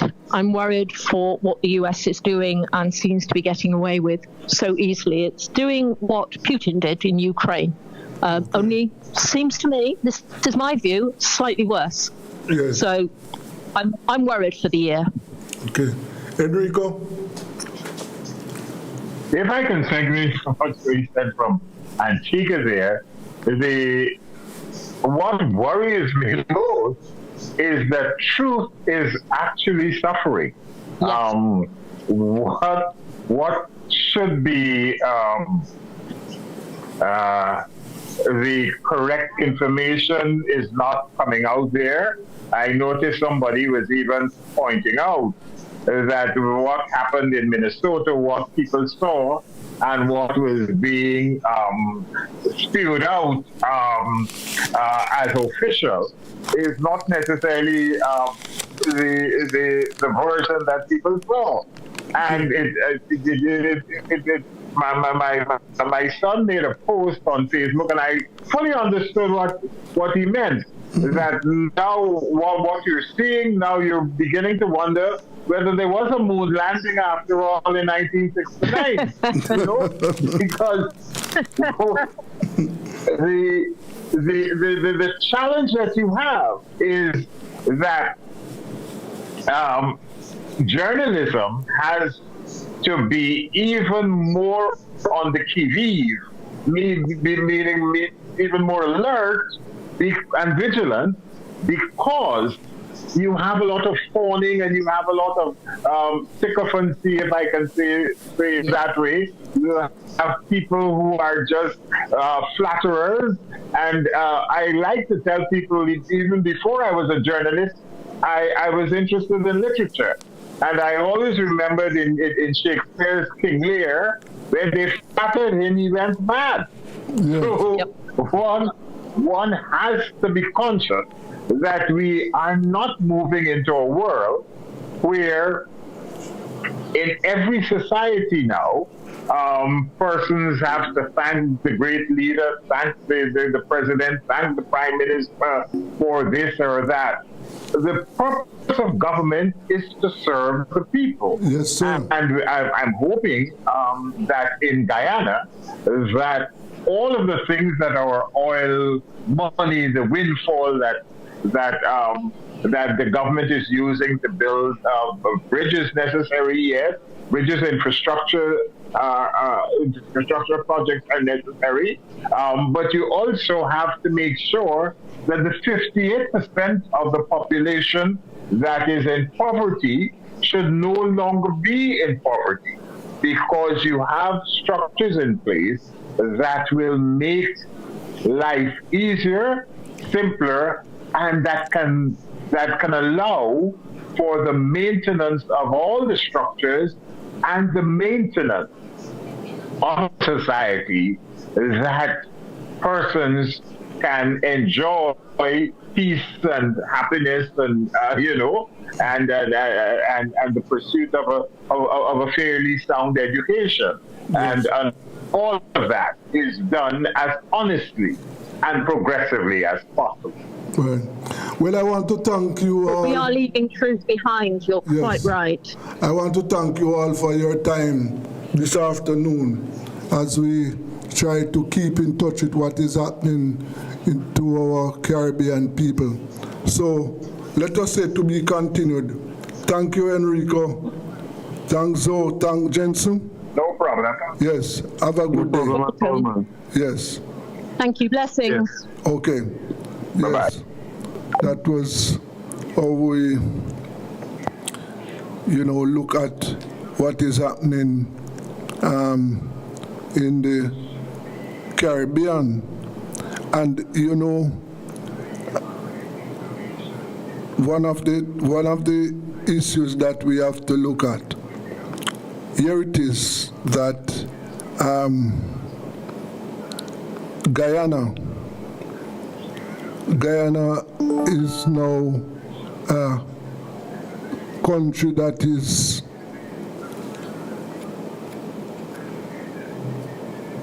has found oil, right?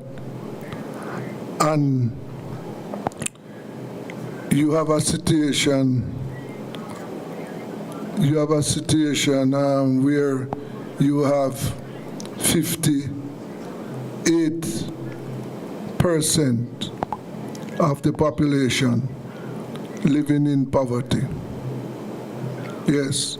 Now this is something that really we have to pay attention to. I must say that I am not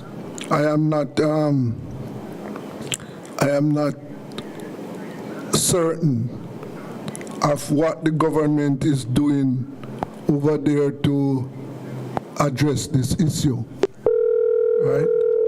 But I would hope that they are doing something to really address this issue, because this is something that needs to be addressed. I don't expect, for them to wave a magic wand. In other words, I don't expect them to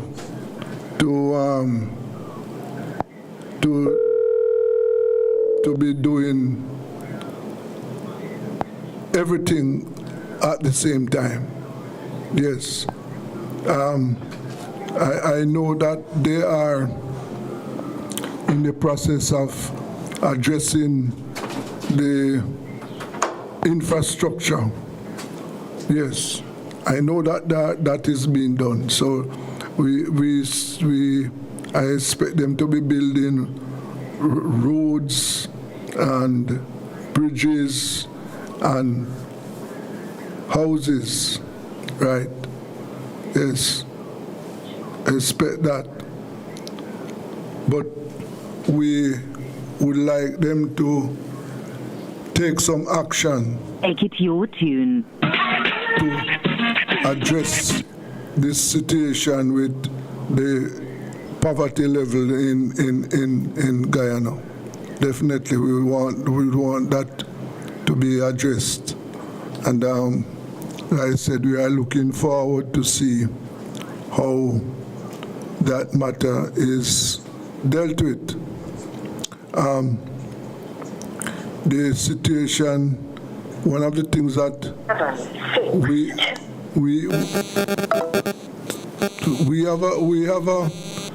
have a low poverty rate here based on the statistics, but I expect the hurricane has done a lot of damage, yes, and it has left a lot of people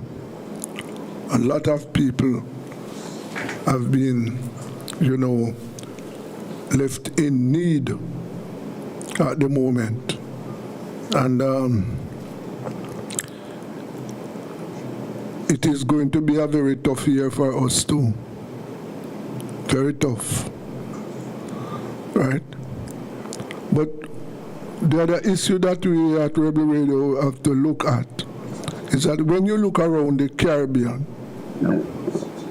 you are seeing a situation where the vast majority of Caribbean people are poor.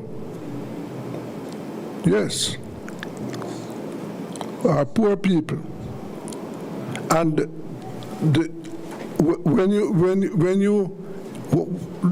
there are poor people, and the vast majority are black people. Yes. That is a situation that we have to deal with. And I have no doubt in my mind that, the plantation situation, slavery has a major role, or has played a major role in our condition across the Caribbean. Yes. In Jamaica and around the Caribbean, the landlessness, yes, is something that, is affecting us. Yes, too many people are landless. And that is something that we have to address. It is going to take some time to really address these issues, but these are some of the issues that we face. Yes. It is, as I said, just out of, control. And that is something that we need to address. And we are going to, yes, just go for a break now. This is Rebel Radio. Let us take a break.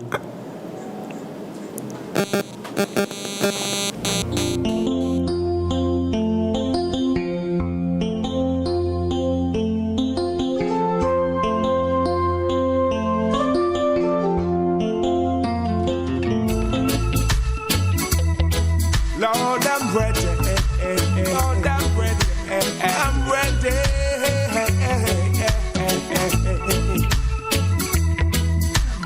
Lord, I'm ready for your call. I know you will let me when I'm falling. With all the obstacles that's in my way, you move them all away. Lord, I'm ready for your call. I know you will let me when I'm falling. Well, all the obstacles that's in my way, you move them all away.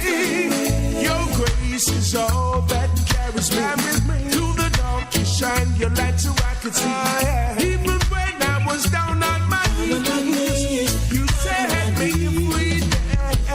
Lord, you bring my shield from my enemies. In your loving arms, that's where I got to be. To stay within your grace for the rest of my day. Lord, I'm ready for your calling. I know you will let me when I'm falling. With all the obstacles that's in my way, you move them all away. Lord, I'm ready for your calling. I know you will let me when I'm falling. Well, all the obstacles that's in my way, oh gosh, you move them all away. Lord, I turn to you when I'm in need. Your love is just like the air I breathe. Heavenly Father, you're surely a friend indeed. There is so much that I got to say. I could go on about you every day. Your name I will always praise for the rest of my days. Rest of my days. Rest of my days. Heavenly Father, yeah. Lord, I'm ready for your calling. I know you will let me when I'm falling. With all the obstacles that's in my way, you move them all away.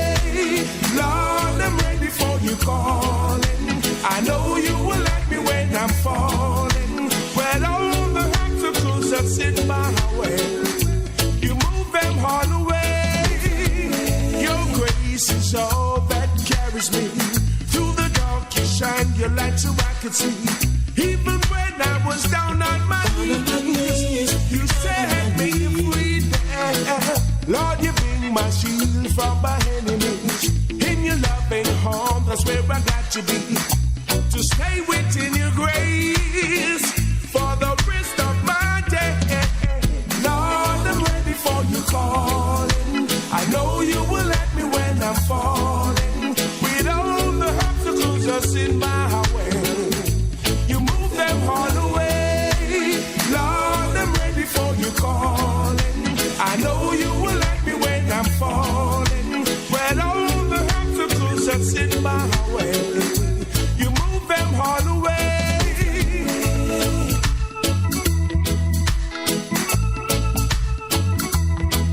This is a message, Lord. I've got to say to you, I'm so tired of living a humble and country life. When you were attracted to the bright city lights, you had a lot of money to spend on pretty girls and lovely things. Just living it up as if you were a king. You had a whole lot of friends that you treated a vintage boy. But when the money went out, they didn't stick around this time. There was a famine on the land, and you didn't really have a dime. So you had to go out to stay and feed with swine. But I will rise and go to my Father. I will rise and go to my Lord. Though I'm not worthy to be your son, but I could still be your servant. So I will rise and go to my Lord. There was a time when you realized that you went wrong, when you found out how material things have gone. You've been living like a rolling stone, no more will you go. For there's a welcome for the prodigal son back home.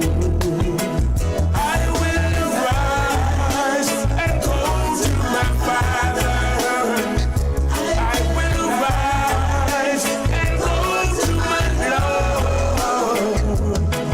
I'm not worthy to be your son, but I could still be your servant. I will arise and go to my Lord.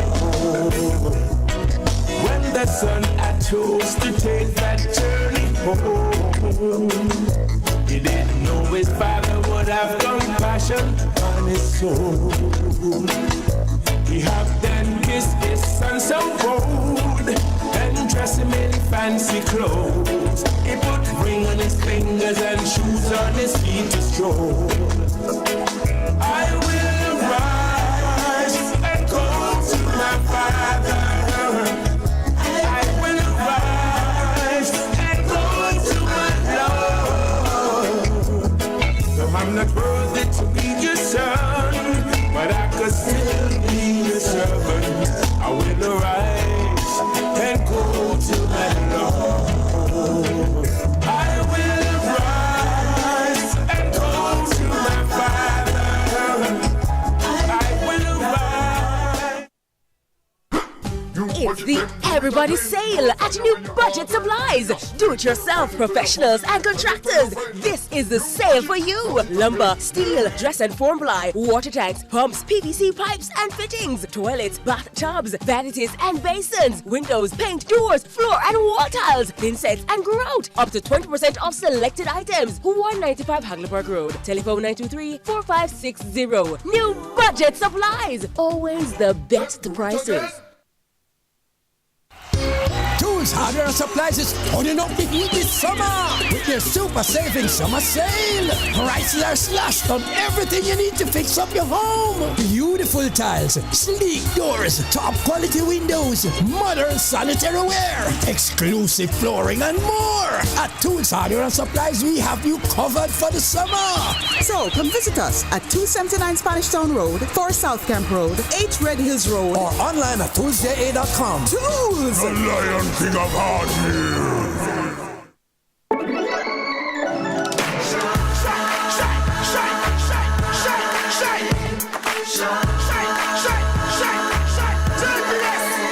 Oh, Jamaica eyes were built with fire, passion and vibes, and through it all there's a glow inside. Let's keep our shine alive. From the market to the factory floors, from the hillside green to golden shores. We're reaching heights, our energy that lights the sky. JPS, powering what matters.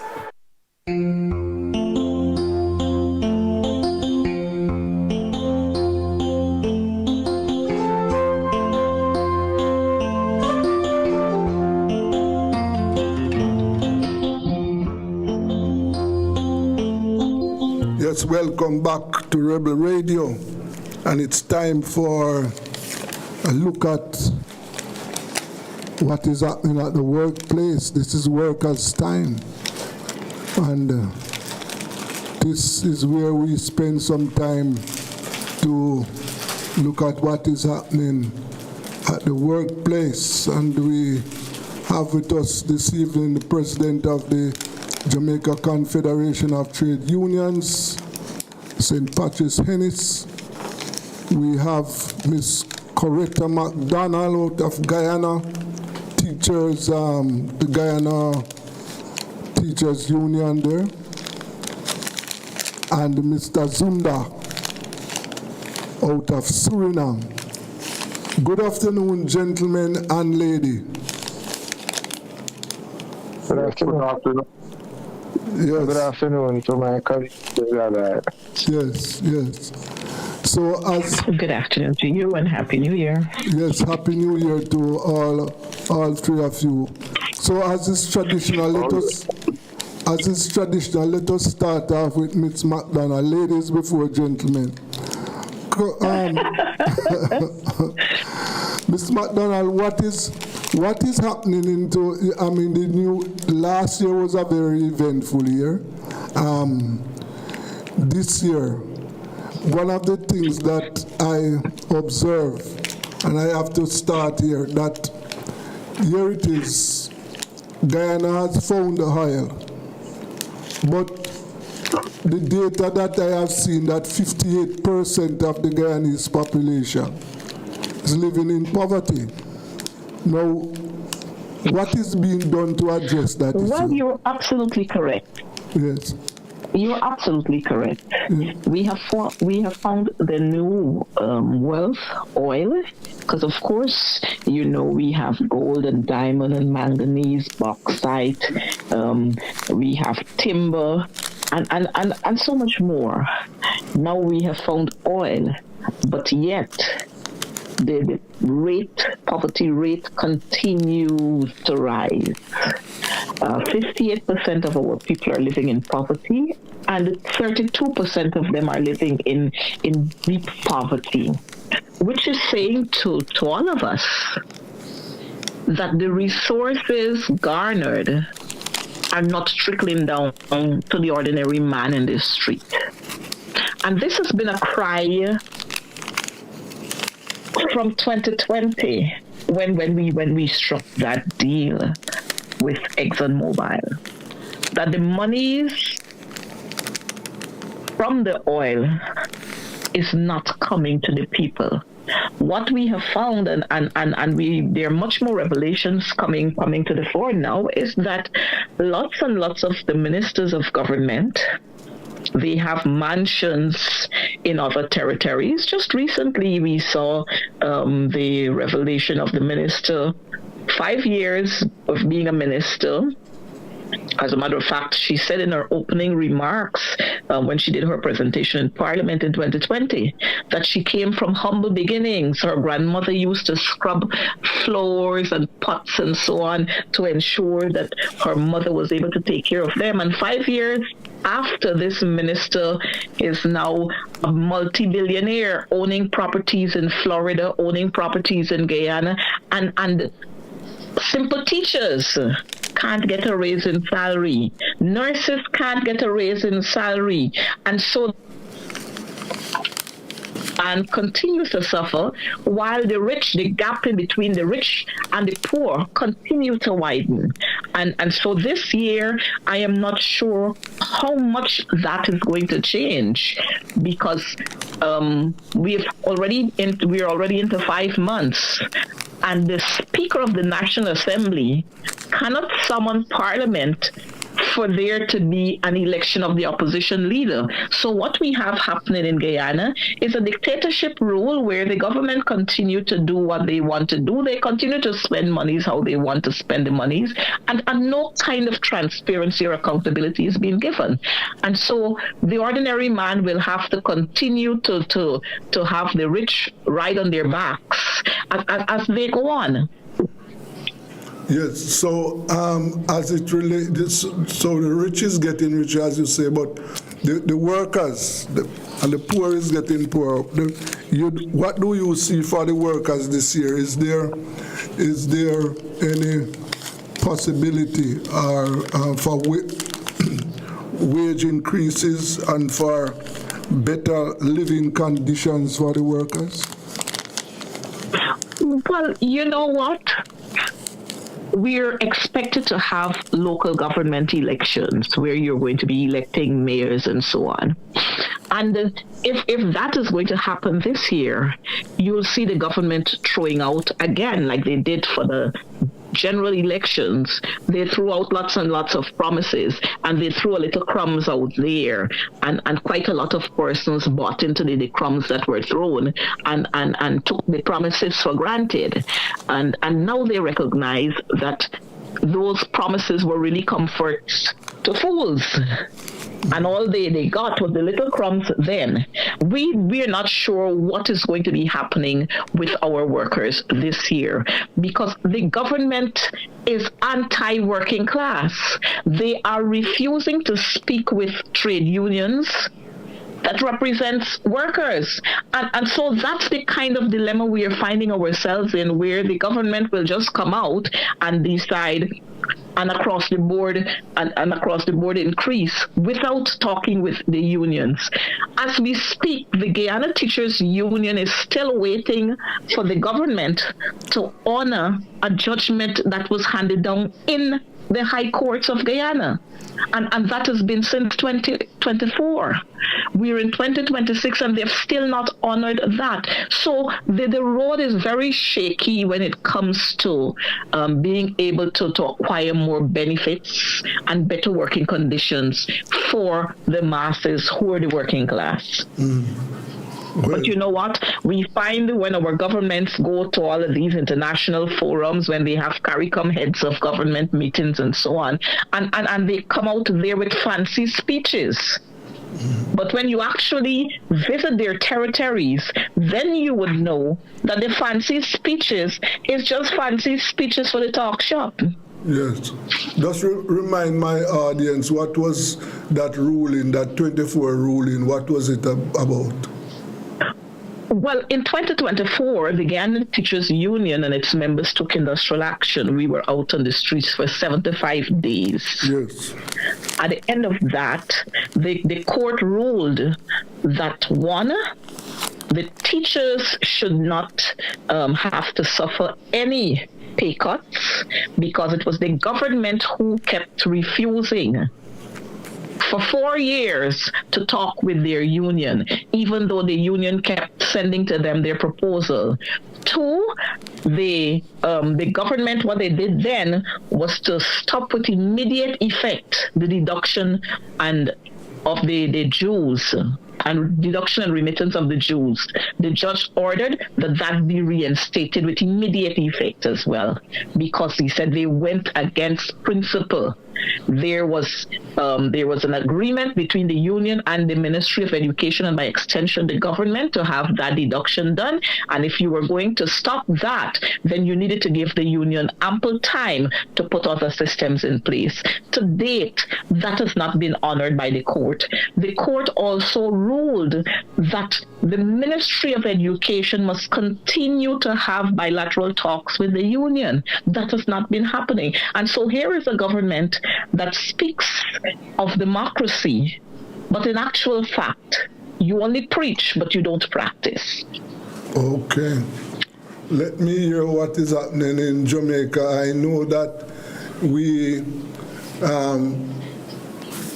are supposed to be having wage talks, but based on what happened last year, I mean, I'm talking about Hurricane Melissa, I don't know exactly what is going to happen. I know that the government indicated to the trade unions that they were willing to resume the talks.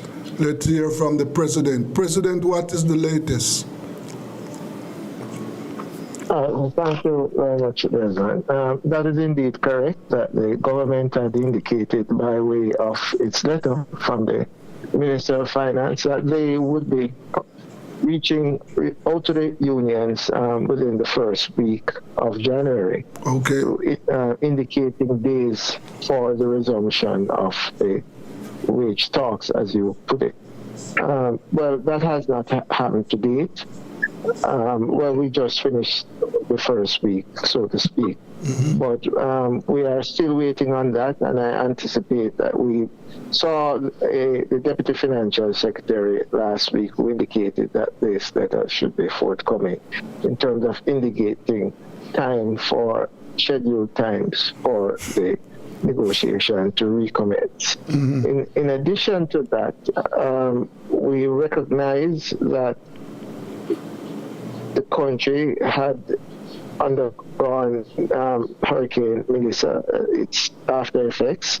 We are being informed by the government, along with many economists, that as much as 45% of our economy, GDP, might be affected consequent of the damages sustained from the hurricane. And that may have an impact on how we go forward in the negotiations. We await the government's presentation in that regard. We also note that even some part of the West, there are still workers, who are involved in the health sector and so on, who are still displaced as the reconstruction for their workstation has not been fully complete at this moment. And so there are workers who are displaced consequent on the damage sustained from the hurricane. And but that is in the government sector. We also have, as a result of the hurricane in that part of the island, we have many hotel workers who have been laid off, several hotels who have been laid off, and some who have been retained on half pay. And while they're being retained on half pay, are not required to work elsewhere to supplement their incomes, but just to be engaged by the company in the sense that you are to make yourself accessible to the company or to the hotel, for any that they, choose to call you, and you cannot, get employed elsewhere. So those are some of the things that we are looking at, and we believe that some of the hotels are exploiting the situations, and there are many unions who have workers within the sector have come out publicly to say that this is now being used as an opportunity to get rid of collective bargaining in the hotel sector, as it provides an opportunity to re-engage new workers, as they would be laying them off or making them redundant consequent on the closure. And so getting rid of the bargaining unit and coming up with new hires and have a union-free environment. So those are some of the things that we are looking out for, because these things have precedent in some of the hotels. Some names will come readily to mind, but those things have precedent. So we're looking out for those things. But at the moment, many hotels have been closed. Workers are laid off.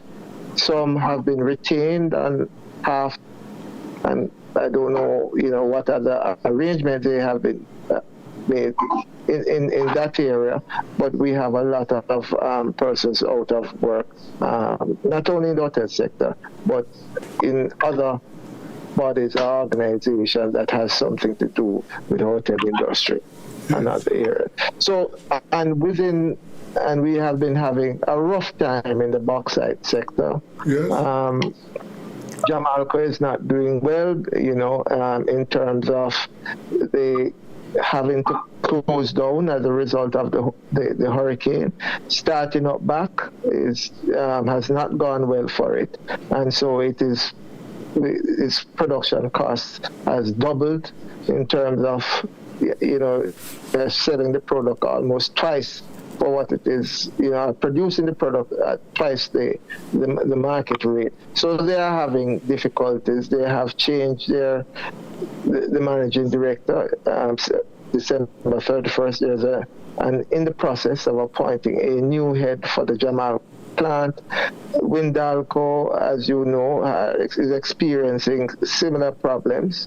And, we have had the closure of Gisco, the Chinese plant, for some time now, and that has not been operational. So we have had some challenges, and the one at Discovery Bay is also having some difficulty. So there have been some real challenges for the workers beginning this new year, both in public and the private sector. And I just made mention of a few, because particularly the private sector has not been given much traction in the public domain. Most of the focus has been on the public sector workers, but there are indeed some challenges in the private sector as we commence this new year, 2026. Yeah. So that's just a synopsis of what is going on.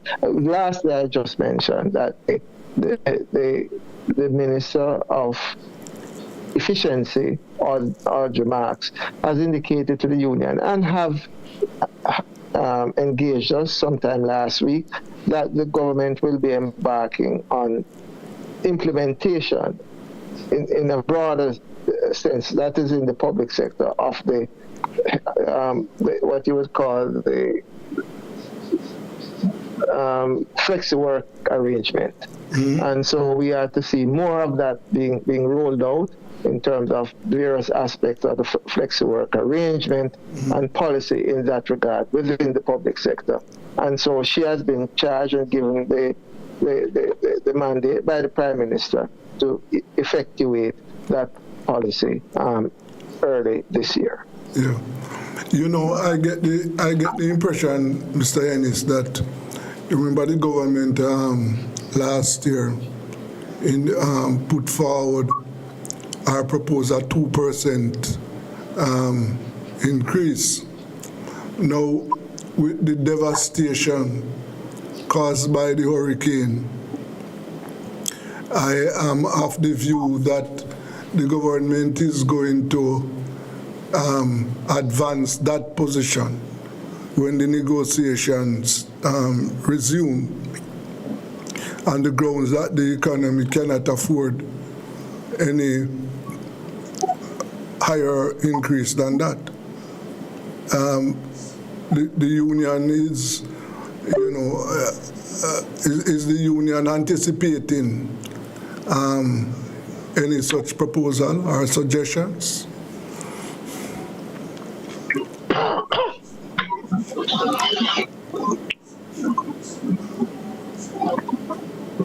You heard me, Mr. Ennis? Hello? I don't know. It seems to have Mr. Ennis is not hearing me. Mr. Ennis? Think he got knocked off. Mr. Ennis? Not hearing me at all. I don't know. Mr. Zunda. Yes, sir. Yes, I am. What is happening in in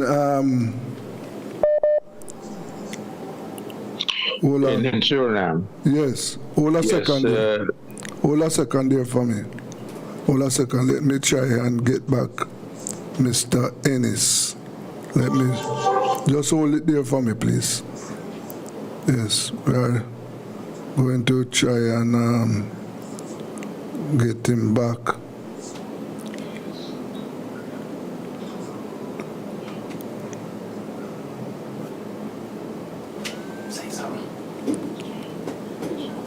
Hello? Mr. Ennis? Hello? Yes, you got... Yes, I'm here. Sorry. Yeah, hold, I don't know where... yeah, all right, hold on. Let me try and get back the others. Just a second. Just hold for me, please. Okay. Yes. Mr. Zunda?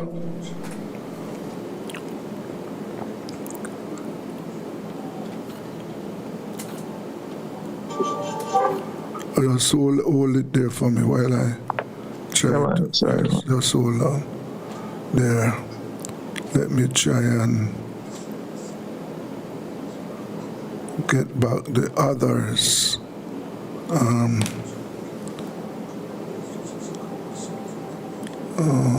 Trying to get back Coretta. Yes.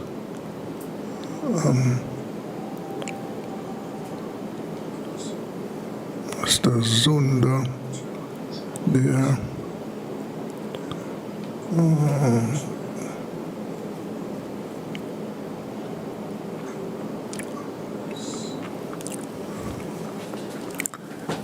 Yes, Mr. While we try to, yes, get back.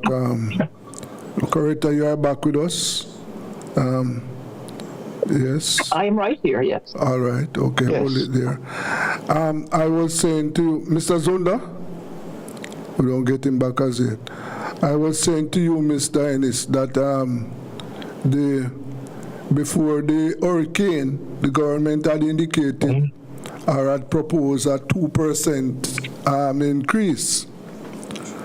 Now, with the devastation, I just feel that the government is going to advance that position on the grounds that the economy cannot afford more.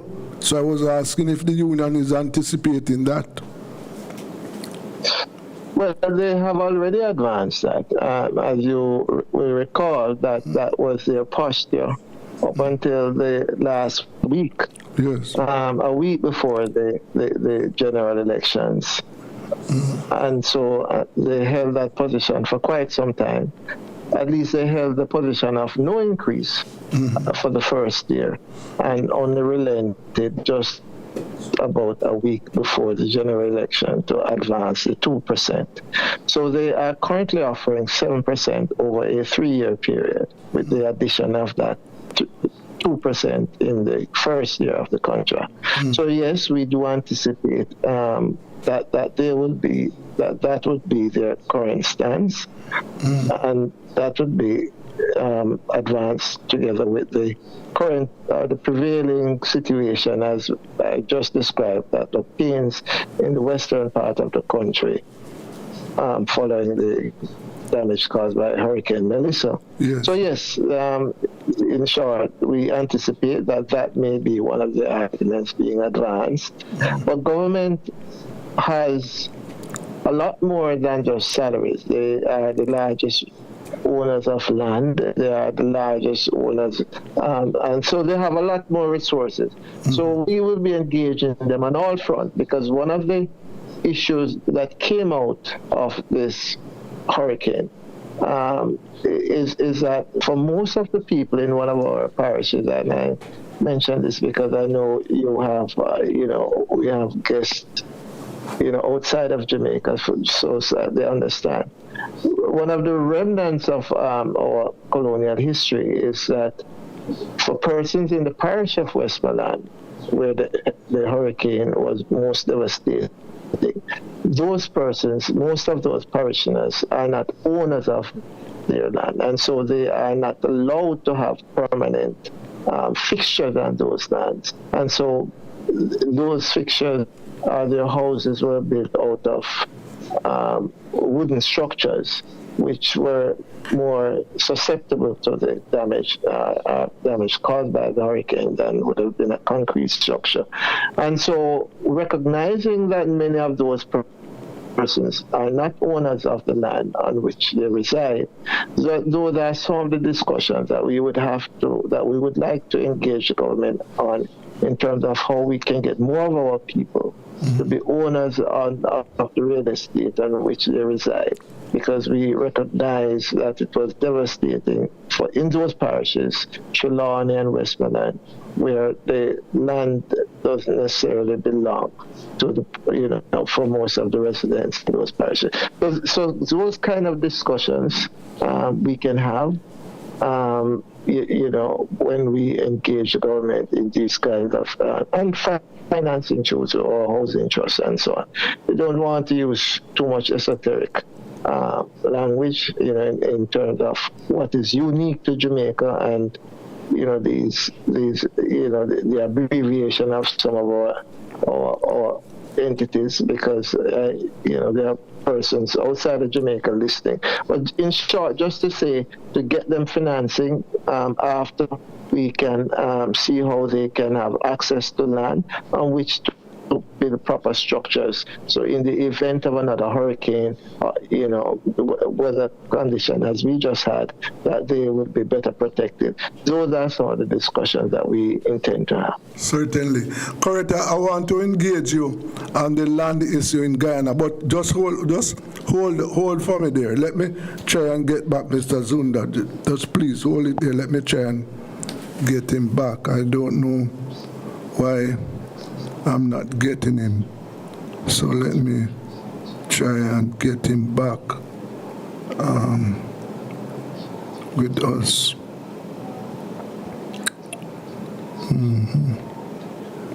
Yes. Yes, Coretta.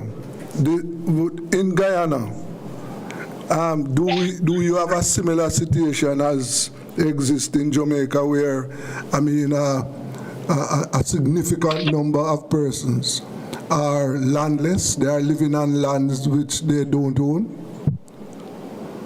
Well, I was happy that my brother raised that, because I was going to talk about it a little later on. But we have this similar issue in Guyana. Okay. In Guyana, as you would know, the land of many waters. Yes. We got plenty land all over the place. What we have seen happening is, rather than giving to public sector workers lands that they occupy, ancestral lands, that they've been occupying for over 28 years, some 30 years, rather than giving the land to them, and it's one of the conditions, or one of the conditions in our proposal, where we ask for teachers, that teachers be granted house lots. Right. With the amount of land we have in Guyana, nobody is supposed to be paying for a piece of house lot. Now, when you look at the cost of a house lot as against a teacher's salary or a nurse's salary or the salary of a policeman or an ordinary clerk or an office assistant, it's way over their salaries. They have to approach the commercial banks, pay interest to get a mortgage, to buy a piece of land, and then you still have to build a home. Many of our people are living in rented homes. Some of them are living in lands where they can't put up permanent structures, because at any one time the government would come to tell you, well, this doesn't belong to you, and so you can't stay here forever. And so these are some of the conditions we've asked for. We've asked that, look, if you can't raise the salaries, then what about duty-free concessions for teachers from a certain level? Okay. What about offering sabbatical leave to our teachers who would want to pursue higher studies or higher learning? We've also asked about teachers being in the system, and you would know that because it happens, I think, in most of our Caribbean territories. You teach for 25 or 27 years, and for some reason you have to leave the profession. when you leave, you have nothing. We've been asking for incentive, things that can incentivize our workers. Put something out there, because when we look at the lifespan of our workers, many persons are not living to retire. And if they do retire, they can't enjoy the benefits of retirement. Okay. They're dead, or they're struck down with all kinds of illnesses. And so we've been saying, look, put other systems in place, put other things in place. For teachers, add points for promotion, but all of these things just fly over the heads of the government and government officials, and they feel that they ought to have this clamp on public, especially public sector workers. Okay, hold it there for me. You do as I say, but not as I do. Hold it there for me, Coretta. We are going to take a break and when we come. Mr. Zunda? Yes, I'm here. All right, hold it there. All right, hold it there. We are just going to take a break. When I return, I will come to you. Let us take a break. This is Rebel Radio. We are on Workers' Time.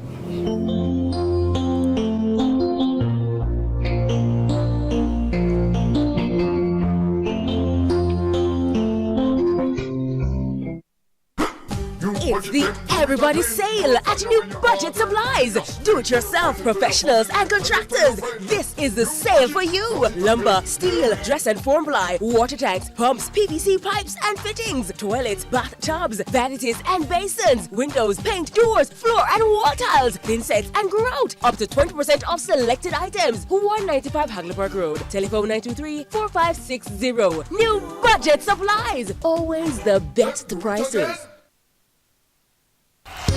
Tools, hardware, and supplies is turning up the heat this summer with their super saving summer sale. Prices are slashed on everything you need to fix up your home. Beautiful tiles, sleek doors, top quality windows, modern sanitary ware, exclusive flooring, and more. At Tools, hardware, and supplies, we have you covered for the summer. So come visit us at 279 Spanish Town Road, 4 South Camp Road, 8 Red Hills Road, or online at toolsja.com. Tools! The Lion King of Hardware.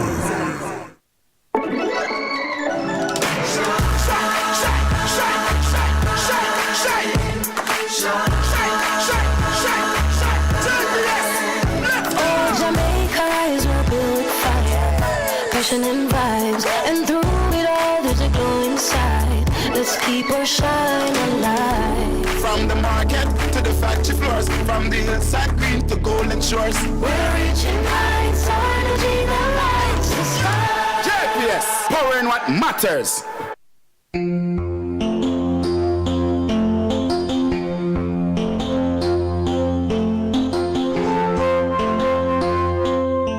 Yes, welcome back to Rebel Radio.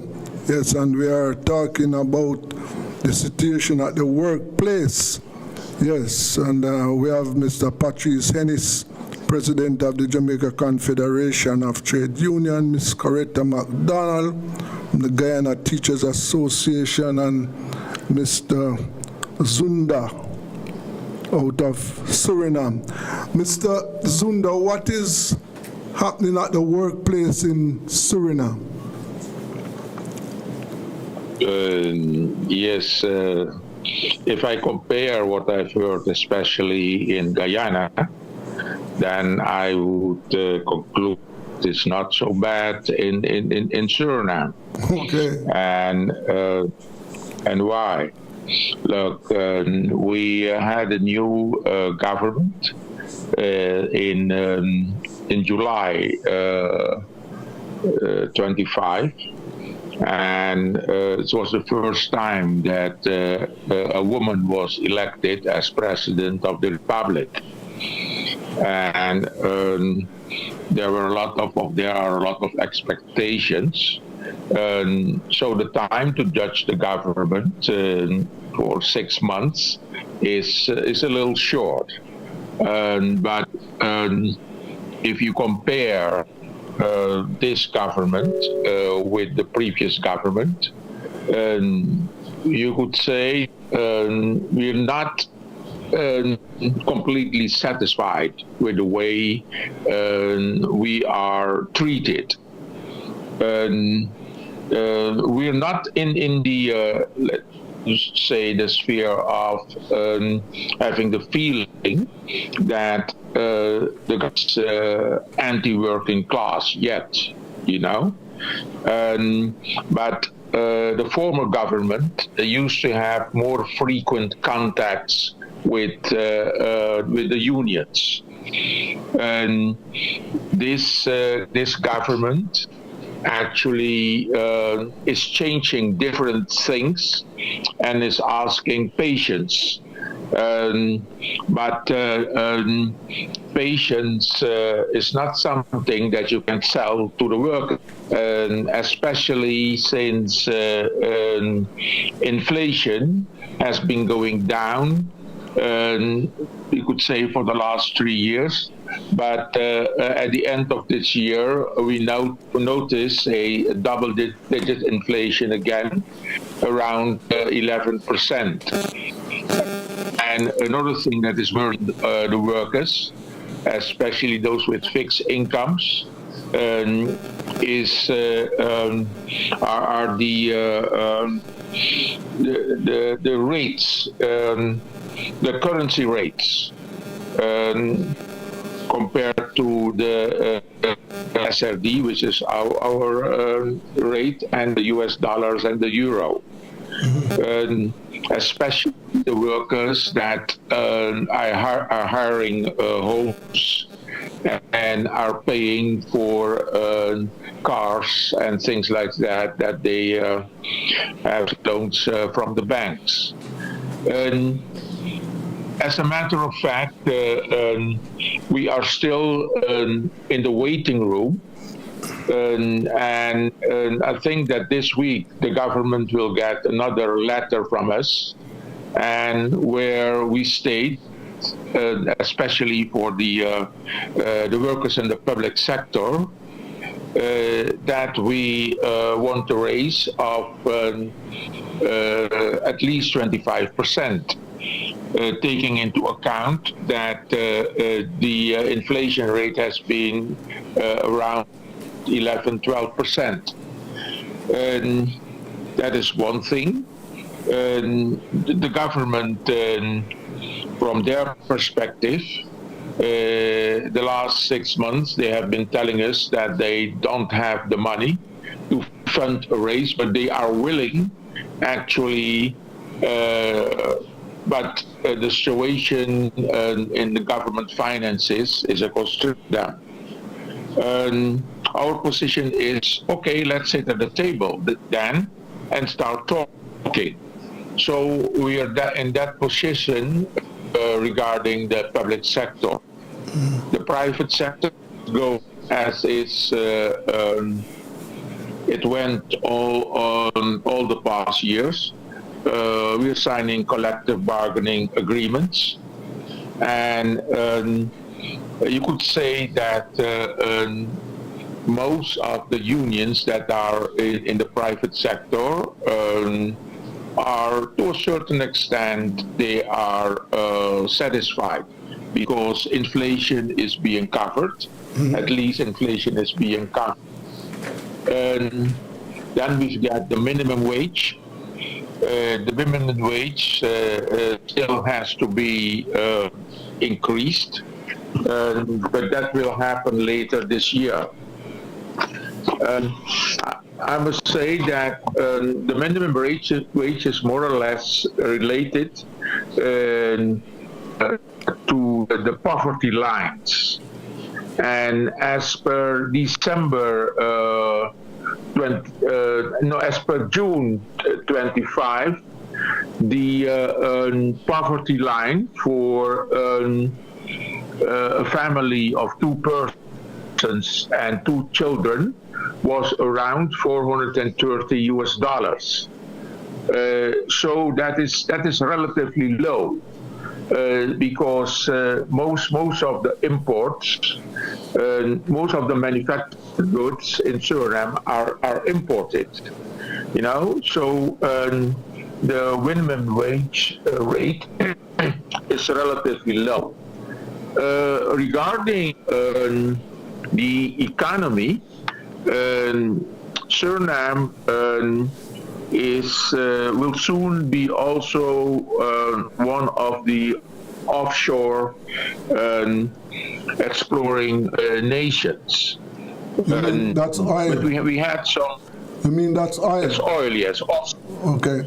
Yes, but we have experience. You could say we've got approximately 48 years experience in oil, but that is onshore oil. But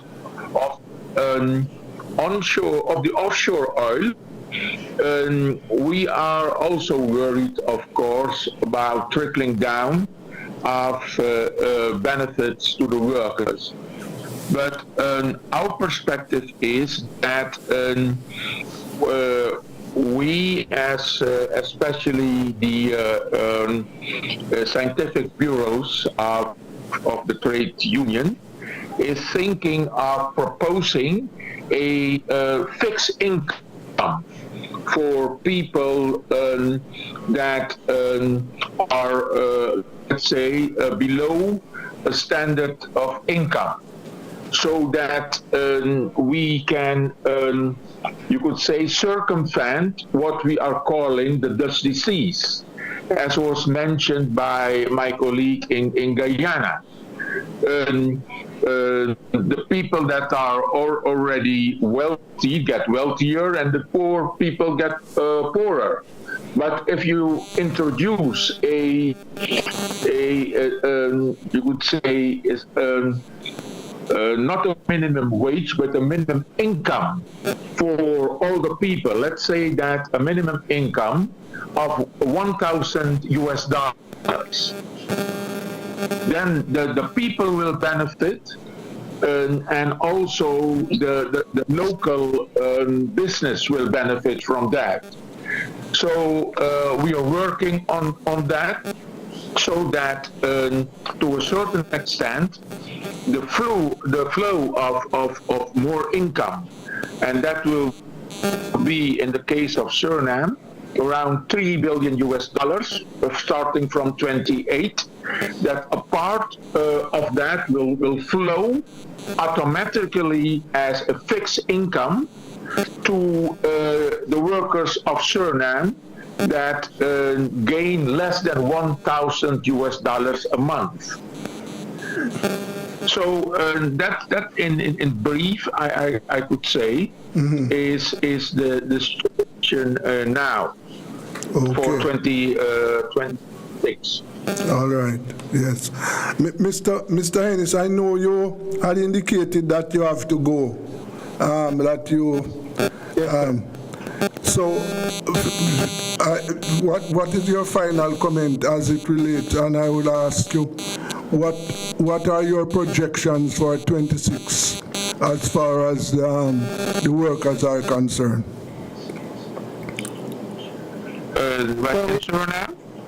Oh, I'm sorry. No, yes. Sorry.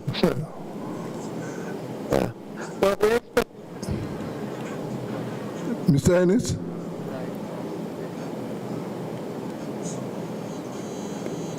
Not hearing him.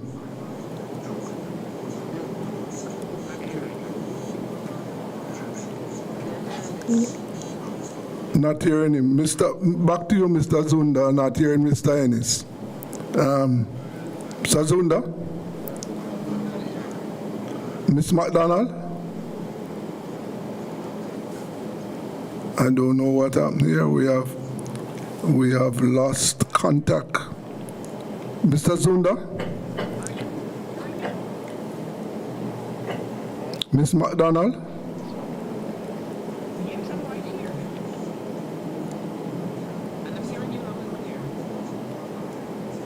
Hello, Mr. Ennis? I don't know what happened here. We have lost contact with our guest. I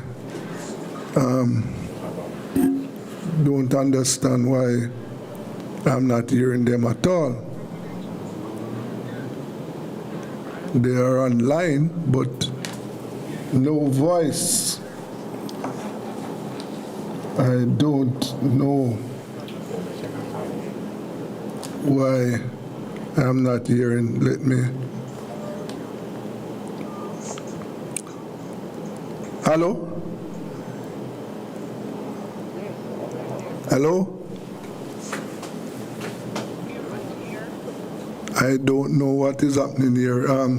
Let us take a break and let me try and sort out what is happening with my guest.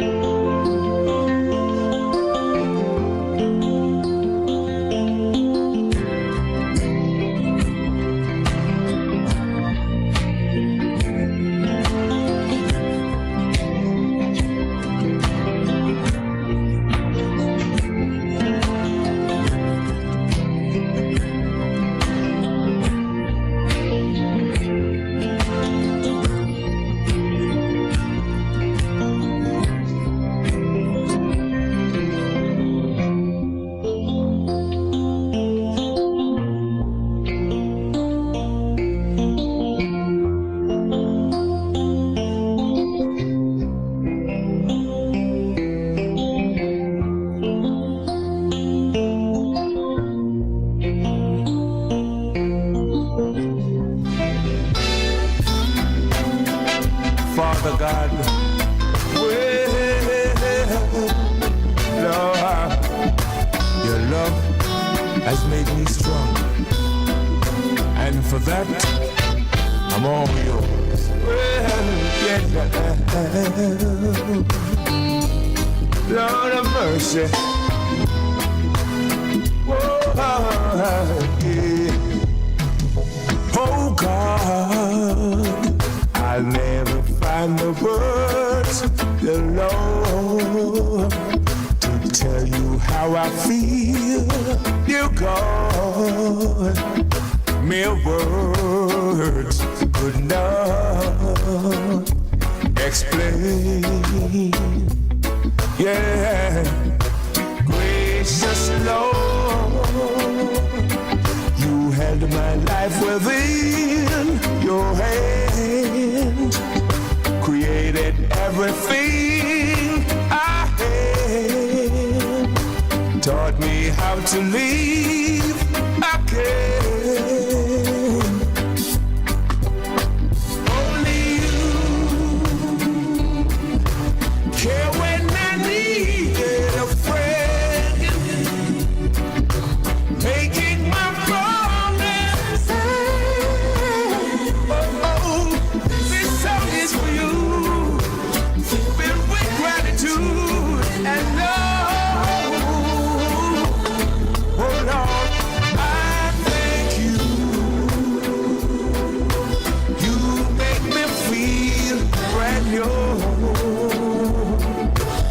blessing me, I adore you.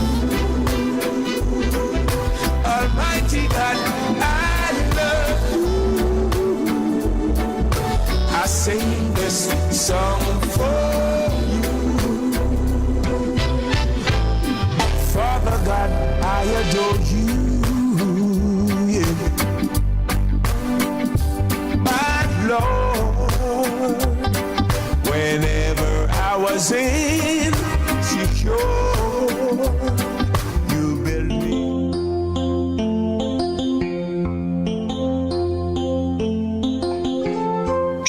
back with you here on Rebel Radio. Yes, you know, I lost my guest a while ago.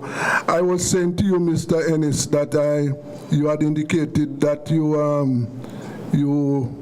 had another appointment, but I was asking you before you go that what are your projections? And I think I can ask all three of my guests, what are their projections for the workers this year? Let us start with you, Mr. Ennis. Well, the projection is that the economy will decline this year. It is the case that we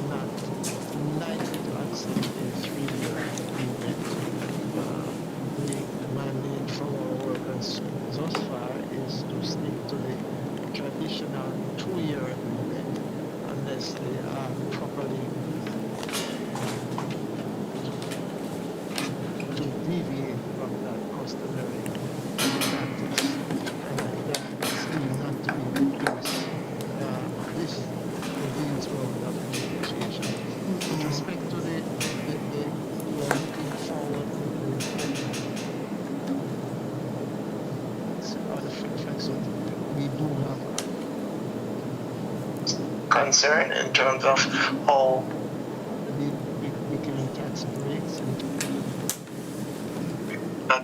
and so on. So there are a lot of questions in terms of policy with the flexi work arrangement. With respect to the private sector, we need to be careful in terms of in the hotel sector and in that industry, the hotel industry, because as we suspect, a lot of exploitation and advantage is being taken of the situation, not in the best interest of the workers.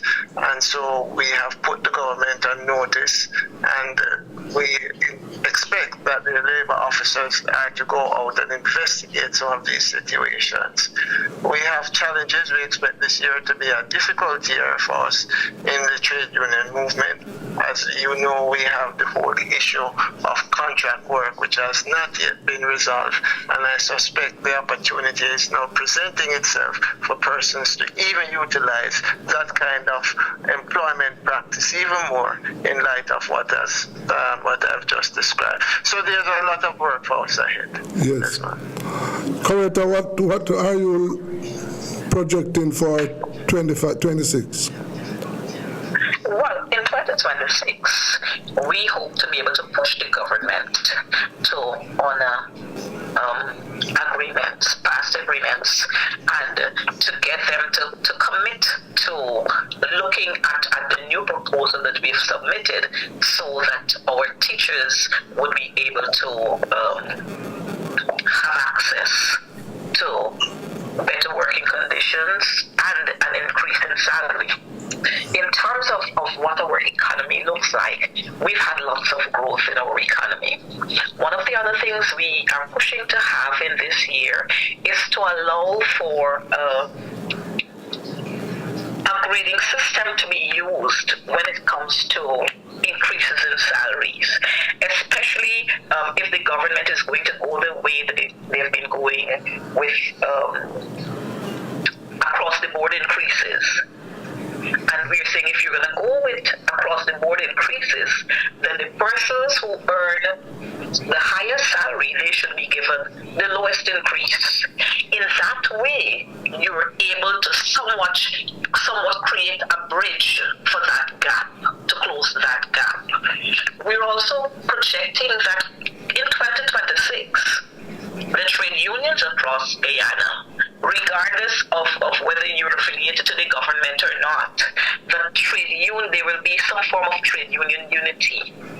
amongst us, and that we are going to push together to ensure that workers are treated better than they're being treated now. I did not remember them to say that quite a lot of our workers who are within the mining sector, we've seen lots and lots of protest actions coming from them. We've seen the way the Chinese are treating our Guyanese who are working with them under very, very inhumane conditions they're working. And the government is silent on this. And so we're hoping that this year the government will be more proactive. You see, sometimes when these government, when they want to accept all kinds of gifts, they accept gifts at the expense of their citizens. And so we're hoping that this year, with the push from the trade unions, we're going to see a change in that kind of attitude and along that line. We're hoping that this year too, that we wouldn't have to hit this street, we wouldn't have to call our workers out, and that government is going to be somewhat more concerned about what is happening with the ordinary man as against the kinds of lavish lifestyles that they live. We've had lots and lots of issues. Last year was quite a challenging year for us, and we expect that this year, we're projecting that this year is going to be, if not a full year of success for us, that we're going to have at least maximum success coming from this year, so that our workers can be lifted, the burden that is on them can be lifted. When we talk about house rent, and we talk about cost of living, and we talk about day-to-day movement here and there, because quite a lot of our teachers, quite a lot of our public servants don't have access to their own transportation, so they have to use public transportation. And we're hoping that we're projecting that the government is going to do something different to be able to provide public transportation for our workers, both on land and by water. Okay. And so those are some of the projections that we have. But the main one is that of a unification of the trade union movement, not only locally, but within the Caribbean. We have been talking a whole lot about the Caribbean Congress of Labour, but again, we're tired of the talk shops, we're tired of the little chat here and there. We want to see things happen, and so we're projecting that this year, coming from Guyana, we are going to be pointing the arrows at our trade union leaders within the Caribbean, to get them to come together so that we can have a more unified trade union movement. Okay, Mr. Zunda, the final word for you. Well, yes, let's start by the Caribbean ring of trade union workers. That is something that will be good, and we're willing to support that also. From 22 to 25, the Surinamese has gone through quite a difficult period since we had this IMF Extended Fund Facility program, and where the IMF comes, that the workers will suffer most of the time.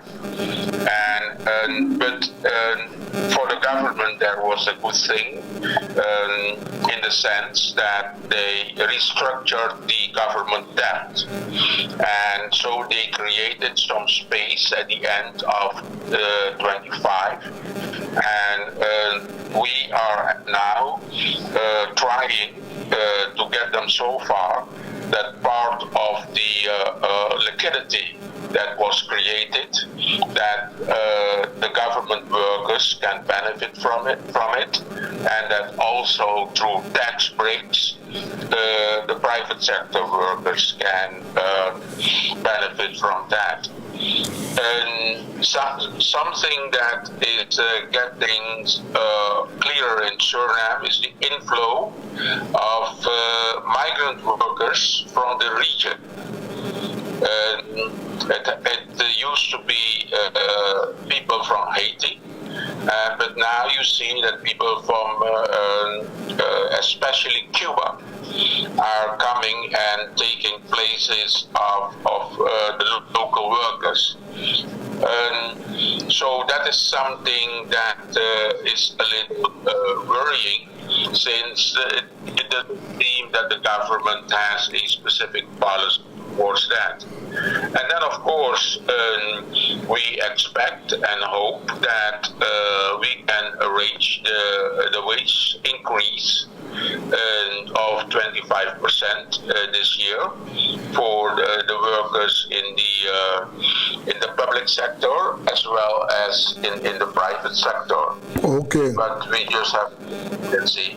Okay. So that's it. Okay. I want to thank you all for your time. And as you know, on Rebel Radio, weekly we take a look at what is happening at the workplace because we know the importance of labor. So thank you, Mr. Ennis. Thank you, Ms. McDonald. Thank you, Mr. Zunda. Have a good weekend. Have a good day. Thank you for having us. You too. Okay. All right. That was workers' time there. And you know, this is where we spend time weekly to look at what is happening. This is Rebel Radio. Let's take a break.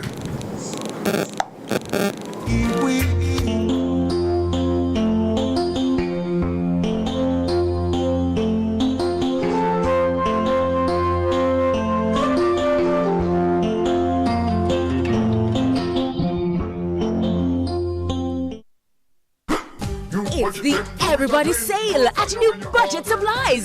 Do-it-yourself professionals and contractors. This is the sale for you. Lumber, steel, dress and form ply, water tanks, pumps, PVC pipes and fittings, toilets, bathtubs, vanities and basins, windows, paint, doors, floor and wall tiles, thin sets and grout. Up to 20% off selected items. 195 Hagleyburg Road. Telephone 923-4560. New Budget Supplies. Always the best prices.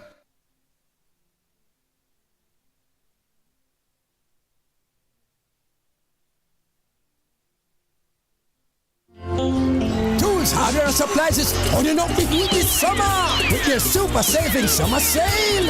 Prices are slashed on everything you need to fix up your home. Beautiful tiles, sleek doors, top quality windows, modern sanitary ware, exclusive flooring and more. At Tools Hardware and Supplies, we have you covered for the summer. So come visit us at 279 Spanish Town Road, 4 South Camp Road, 8 Red Hills Road, or online at toolsja.com. Tools! The Lion King of Hardware.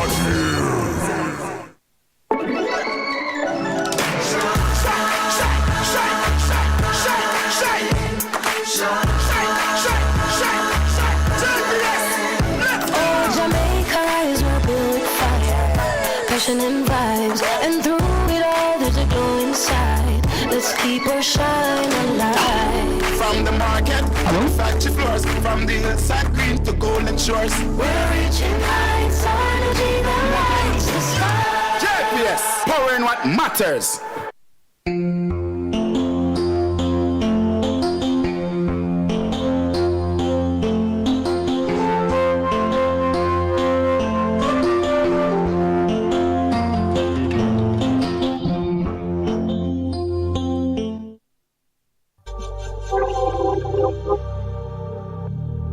I'm so to comment sorry during the Frankly Speaking show, you first need to open the video that is being streamed live. Look for the chat box on the side or bottom of the video player. This is where you can type your message. Click inside the chat box and use your keyboard to type out what you want to say. You can type words, use emojis, or even ask questions. Once you've typed your message, press the enter key on your keyboard or click the send button.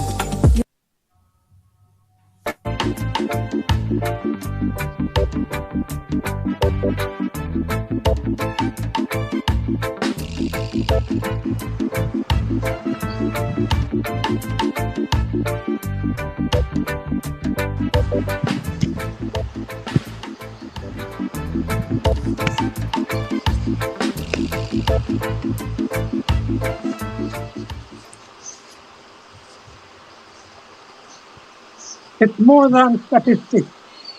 It's more than statistics. Frankly speaking, fewer than 700 Jamaicans were murdered in 2025, down more than 40% on the previous year. and more than 300 Jamaicans were shot and killed by the security forces in 2025. Frankly speaking, that's not making a comparison or linking them in any causal way. Good day. Frankly speaking, we'll be talking about the data related to Jamaican violent deaths and our state of security. The record high of fatal shootings in 2025 troubles many Jamaicans. And when 2026 started with a bang, frankly speaking, 12 fatal shootings in less than a week, eyes popped. Today, we will speak to Helen Coley Nicholson, attorney and a representative of one group, Lawyers Christian Fellowship, which issued a release earlier in the week expressing grave concern and deep moral distress over the security forces' fatal shootings. That number was 311 in 2025. By far, the greater number involved the police. Assisting us in looking at the violent deaths figure and to consider the state of Jamaica is Professor Anna Perkins. Our regular commentators, Desmond Richards and Winnie Anderson Brown, are with us. Winnie has a special treat for you today. Now, here's a reminder that we welcome your comments and questions during the podcast. You may place them on the appropriate space provided on the channel as directed at the start of the program. Also remember, you may watch the podcast at any time on the Frankly Speaking Jamaica YouTube channel. Please subscribe to the channel. So let's get right to it. Welcome, Mrs. Coley Nicholson. Winnie will read the first 2 paragraphs of the release from your organization, and we ask you, please tell us after that what prompted the news release. Winnie?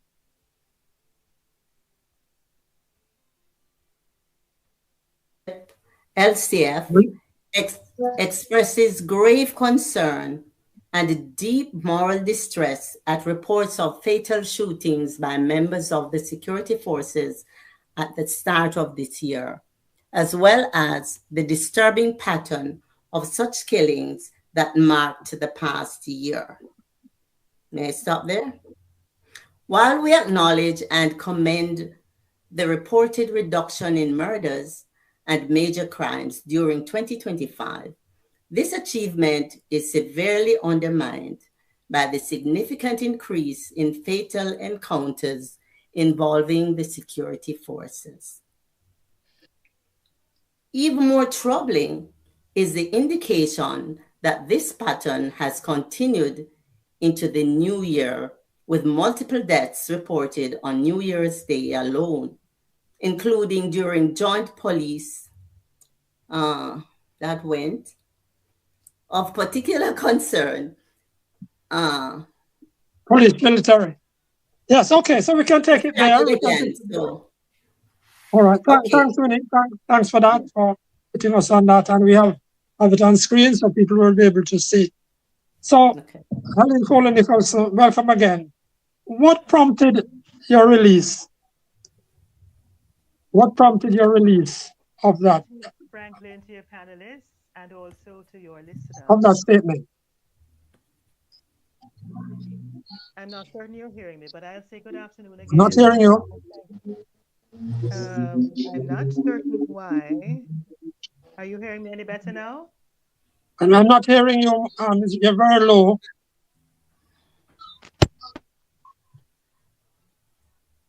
I don't know why I'm hearing her.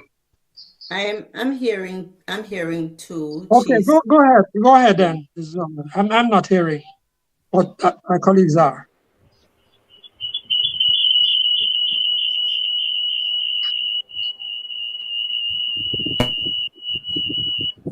Okay, you may have to come back to her.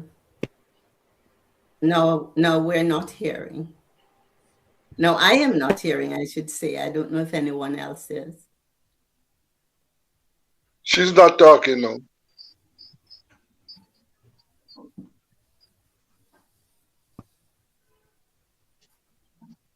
Are you hearing me at all now?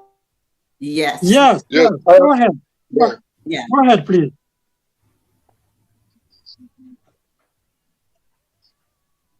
Oh my. Go ahead, please, Mrs. Nicholson.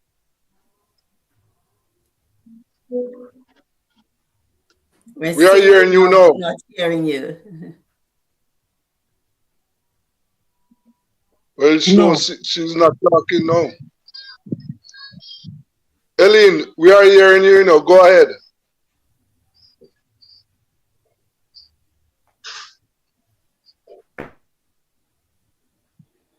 No. All right. Let's see if Joshua can work that out. Not sure why we're not hearing her. We were hearing her when we prepped up to the program.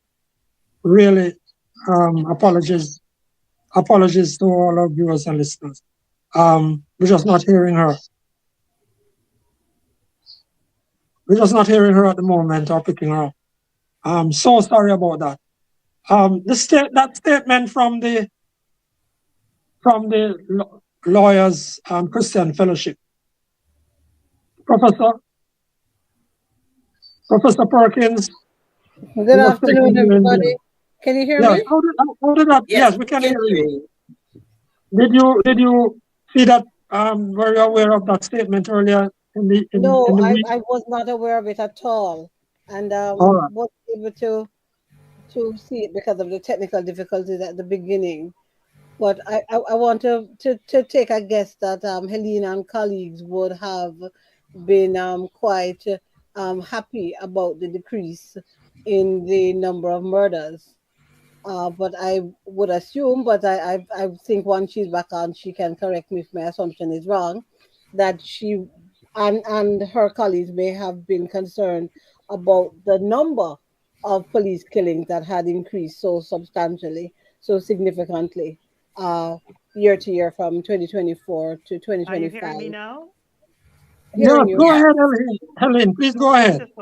Yes. So that I'm not sure what preamble was going on just now, but I did hear the first question, but you couldn't hear me. So what prompted it? Factually, this is what prompted it. I'm a member of the Lawyers Christian Fellowship. We were literally in a prayer meeting on a Saturday morning, and one particular member said, "This is troubling." And we had a discussion about it. And out of that, we decided, no, we have to say something because like many, many Jamaicans, we have been watching the trend and we have been concerned not just at the high numbers of fatalities in these violent confrontations with the police, but also the apparent silence with which the climbing numbers was met, and further, the fact that Indicom over a number of years has been asking many questions which have also been met with silence. And so cumulatively, we thought that there is in fact a question about, which is live, a live question about the trust that we can repose in such a very, very important institution, such as the Jamaica Constabulary Force. 2026, as you said, Franklin, started with a bang, and it was not a good thing. Okay. I'm not sure the others were hearing her well. I was not hearing Eileen well, but you can go ahead. And one of the questions I wanted to ask Eileen was why they thought it important to mention the decrease in murders in that release, and whether there was point for a need for a separate release, just commending the reduced numbers of murders. But my colleagues who heard all of the comments, because I didn't hear all of them, I don't know why. Well, you know, Franklin, I have not done a poll, but I take the liberty to say that most Jamaicans are in support and appreciate the reduction in murders, because we must remember, you know, since 1997, this is the first year that we have seen murders below 1,000. So that is something that I think most law-abiding Jamaicans appreciate. Yeah. The point that you are making is to me, it is a simple point. what we want our security forces to be credible. Over the years, over the decades, Franklin, viewers and listeners, you have had two accounts of shootings. The police say, give their account, and then civilians challenge it. What we want when our security forces say they were involved in a shootout, that it is credible. That's what we are asking for. Right as we speak, Indicom's work is being hampered because of the fact that all they have to depend on is the one-sided account from the police. Remember, and most of these shootings is only the police version you have, because what usually happens if somebody is in the room or where the operation is taking place, the police order them to go away, right? So what we want the security force to be in a position to say, yes, this is what happened. That's all we're asking for. All right, fair enough, Desmond. Let me just hear. May I tell you why we included the two things in the one press release, Franklin? I'm not yes, Aline, please go ahead. I'm not hearing you so well. I heard Desmond very clearly, but you go ahead. I think everybody else can hear you. So clearly, and there is generally a problem with the audio. So I hope that the listeners are hearing me. Yes. So there is actually in the public discourse, in the public domain, an implied connection between a reduction in murders and the increase in police shootings from no less persons than the Prime Minister as well as the Commissioner of Police. When you listen to the utterances of the Prime Minister, there is no similar upset or call for reduction in police in fatalities resulting from these violent confrontations with the police. There doesn't appear to be a concern from the Prime Minister and others, but they do. The context in which they commend the reduction in murders is generally one where there is an allusion to the reduction in murders and a connection with the fatal shootings. And so we wanted to recognize, to acknowledge that we know the policing environment is very, very difficult, very, very challenging. And it's because of a number of factors. And there are, over the years, in the last few years, there have been, I'm sure, over 100 police officers who have been cut down, killed in the line of duty. It is generally a very violent context in which we operate, violence in terms of the policing environment, and violence generally. So we acknowledge incidents of violence, whether they are police killings or other kinds of violent circumstances resulting in murders, other kinds of homicides. I want to say that to the extent that we have questions about whether or not some of these killings are extrajudicial in nature, the question would arise whether or not these police statistics, these reported reductions in murder, are accurate figures. How do we know if these figures are correct? Because we really need to have accountability, transparency, answers to questions, which would cause us to trust the figures and have increased But those figures, Helena, compile are carried on from week to week. There's a component of the figures. The police has an agency which pulls these figures together. But from week to week, the numbers are in the public domain. What I'm saying is, I don't know any news medium that sits down and calculates and follows the figures. But right. Are you questioning whether those figures are correct? I'm saying that perhaps the figures are higher. Or let me put it a different way. If the figures do not include extrajudicial killings, then those figures would not be complete. And in fact, to the extent that they may include extrajudicial killings, which are in the nature of murder, the murder statistics would not be accurate as published. Well, based on what I know is that the police shootings are never included in the murder rate annually. That's right. You see, I think that it's pointing to a deeper concern that Helene, I think, raised initially with both the nature of what I saw of the statement, but also what she says.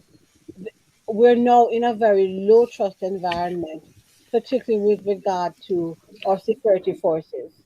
And the fact that we have to ask questions about the nature of the statistics tells us, indicates to us the nature of the environment that we're working in, and that our security forces are not putting us in a situation where we can be confident when they speak to us.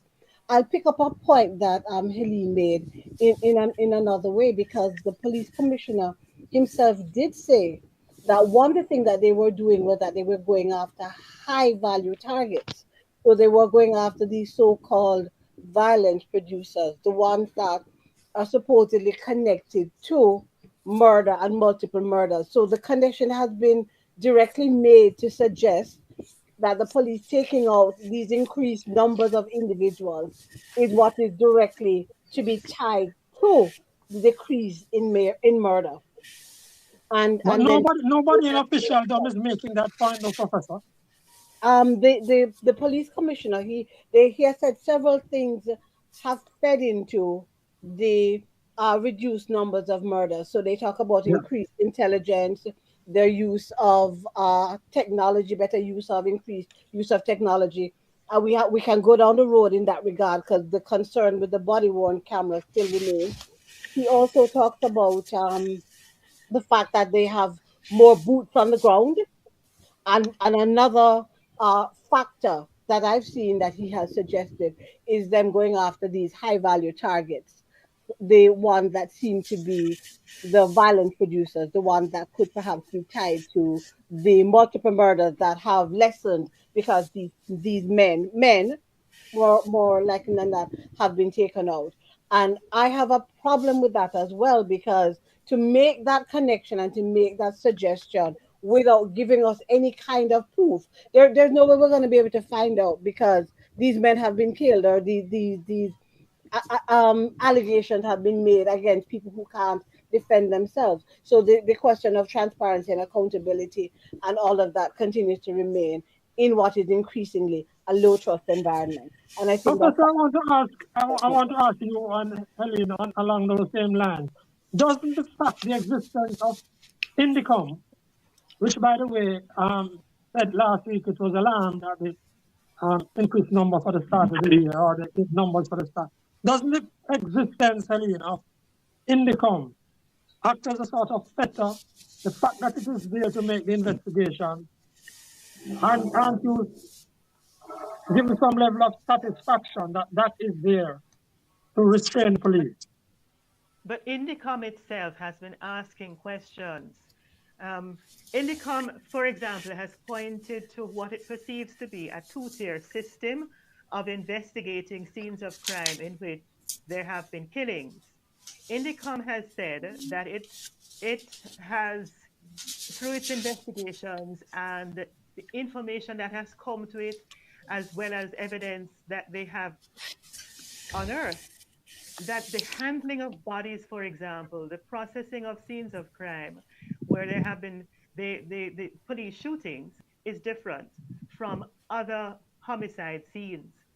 That, and we see the images circulating sometimes on social media where bodies are simply lifted from where they fell and thrown into the back of vehicles, where weapons, ammunition are handled and contaminated by the transfer of DNA. In fact, one of the things that has been a feature of the whole situation, which itself has caused us to question the integrity of investigations, is the fact that only very, very few investigations lead to charges. And the police have put forward that as exonerating its members. But you asked me about Indicom. Indicom has been asking for cooperation. And from the very beginning, when Indicom was set up, it has been struggling to get acceptance, legitimacy, and although we have the framework and the structure, it still has some significant challenges in getting cooperation from the police. I believe it was only last week that we heard that a police officer was fined because he actually refused to give a statement to Indicom. So it is good that Indicom exists, and our statement was not meant to challenge the relevance or importance of an Indicom, but to say that it is still hampered in a very real way in its ability to hold the force to account. Okay.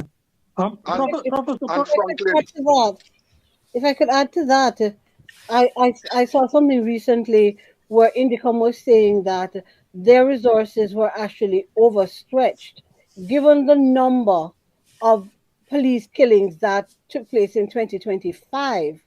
They are stretched to even get at killings that would have happened earlier on in the year. So just think about that. They're already under resourced, and then to pile up on top of that the increased murders that they have to take account of, along with the culture that seems to be there that pushes back against Indicom. And Helen gave us that example. When Franklin was asking his question, he used the term fettered. Indicom does not fetter the police force at all. Indicom is there about accountability. Indicom is there to ensure that the police who are doing their work are protected, and that they can do what they do transparently, but also in a fashion that's accountable. And we saw when Indicom came in that there was an initial effect of reducing the numbers of what seemed like extrajudicial police killings, or just the number of police killings to begin with. But we're recognizing now that their reach, their effect has certainly been significantly lessened, and we have to ask questions about that as well. That's one you're making a comment. The other thing that is present right now, the fact that there is no independent source, that only the police version is available to Indicom. What exists right now is that the possibility. Desmond, individuals can make their position available, Yes. and Indicom beg them to do so. What did you say? The case. It's I'm not just saying that police individuals, persons who claim to have seen what happened, Indicom relies on the public to come to them with information that they have. Because that's a big point that Indicom makes.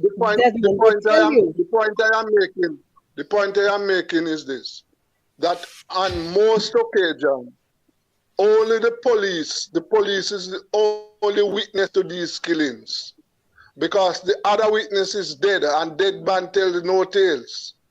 So the opportunity exists for scenes of crimes and the whole process to be doctored by the police before Indicom gets there. And when Indicom gets there, they have to rely. Their sole witness is the police. If they were wearing body cams would present to Indicom evidence that they could use as part of their investigations. But if I could jump in there, though, Desmond, one of the things that Indicom has said is that camera footage is oftentimes made available to them. You know, people have their cameras, business places have their cameras, and that evidence oftentimes contradicts what the police says. So I understand when you say if it's a one-on-one and it's only the police and that person, and the person ends up dead, but certainly there are other means. Witnesses come come forward, even if it's just to say they've chased me out of the room, and then I heard shots fired, and the man ends up dead, and I don't know if this man owning a firearm and all of those kind of things. So while yes, it might be that one-on-one thing, there are other ways that evidence is gathered, and in the We comment, want use of that what evidence. we want. I just want to move What on we to want. this is Colin also. What Are you we aware that you what and your organization in its release that you put out, you are possibly swimming against the tide in public opinion, public consciousness, that people generally out there, I have no poll, I haven't seen any latest scientific figures, are saying that the criminal them for dead, them wicked, they have done a lot of evil to Jamaicans. And if this is how our numbers are going to come down, murder numbers, we are okay. Are you aware that you might be swimming against the tide and does that matter? I am aware. I am aware. In fact, I appeared on a radio program during drive time last week, and I was seeing some of the comments. It was streamed on YouTube, and I was seeing some of the comments, not all of them. My colleague saw more than I did, and she described the comments as brutal. And the hosts, one of the questions asked by one of the two hosts was, "Are you not afraid that you're going to be less popular, lose credibility by coming out with a statement such as this?" My response then and my response now is that I told you we raised the alarm during a prayer meeting, and we are Christian lawyers, and we are guided by biblical principles, and we answer to a higher authority, and we are made in the likeness and image of God. That is where we get our sense of value for human life and the fact that every life has dignity. And the way in which it is taken is very, very important, because we recognize, appreciate that life is sacred. And so we account and are aware of the higher value. And that is far more important to us than what our Jamaicans, because I think it is the majority of Jamaicans who have lulled themselves into a false sense of security, not recognizing that once you have a crisis of legitimacy when it comes to the trustworthiness or the confidence you have in the police force that they will act according to law, yes, then you are really entering a situation where there's a difficulty distinguishing between the lawful and the unlawful, the criminals and persons who act with criminal intent or against the law who are dressed in police uniform. Desmond, before we take a comment and before we take a comment, and Desmond, I'd love you to comment first, and then Professor. What do you think is responsible for Jamaicans, for so many organizations not saying anything about the levels of fatal shooting? So many organizations in Jamaica just shutting up. Desmond? Or Desmond not there right now? Professor? Okay. But when you say so many organizations, what are you speaking about in particular? Jamaicans for Justice has come out, Lawyers Christian Fellowship, Advocate Network, the one by Maria Carla Galak. I mean, there's several of us that have concerns, several The civil Jamaican Bar society groups. Association has also Yeah, joined with they've come out. Sorry to just butt in, if you don't mind. I just wanted to not add at all. Champions of Industry. The Jamaican Bar Association has endorsed the press release and circulated it to all the members of Yes, the Jamaican I think I Bar. heard that the Bar Association has supported your position. But Champions of Industry, Professor, PSOJ, JMEA, Small Business Association, I all can't of say these are why they vested haven't. interest groups. And what I can say that I haven't seen a statement or so on that has come out from them. But that doesn't mean that there's not a concern. But I will suggest, though, that there may be other priorities that people are focusing on right now. And one of the big priorities is certainly trying to get us back on our feet post Melissa and making sure that the brothers and sisters out west that are in really shabby conditions right now are taken care of. I would hazard a guess as part of the reason. I don't think it's because there may be as widespread as we believe acceptance of and a yay, take them out, because one of the things people have to recognize is that yay, take them out until it's you or it's somebody that you love that ends up with your 4-year-old daughter or grandson or someone that's at the end of an ill-timed shot coming from a police officer and so on. And it's that kind of possibility that we really need to keep at the forefront of people's minds. I think it's too easy for us to say, well, a gunman them a kill. It's not gunman them a kill because we don't know. We have no proof. The person is dead. What happened after that beyond hopefully a well done indicum investigation that gives us a sense of what possibly happened. And of course, those will take a long time, and we could continue unless some kind of civil suit is brought against the police for having taken someone's life and so on. It's just a multifaceted, really complex situation that we're in, and we those of us that have platforms such as this, and we really need to keep hammering it home that this ought not to be, and we're not going to accept it. Thank you. We'll But soon let you go, Let's Helene, but I wanted let's get Winnie the to pick up on comments. this comment. Go ahead, Winnie, and then we'll come Yes. back to Helene. Wrap up. Okay, so Owen Richards is saying, what is the official policy on body cameras as regards to everyday policing? And Lady Love is saying, I think all the organizations should speak out on, I suppose it's at one time in one unified forum. Those are the two. This one, you want to respond to the policy on cameras? Yeah. What do you want? Yes, well, let me remind all of us and listeners and viewers that the political directorate in Jamaica is in support of the police. This is something that remember, police killings has been part of policing for decades. The last time over 354 were killed was in 1984. And those who are old enough will remember, 1980 there were 800 murders. And after the elections, the Prime Minister appointed late ex-Commissioner Joe Williams to head a squad called the Eradication Squad.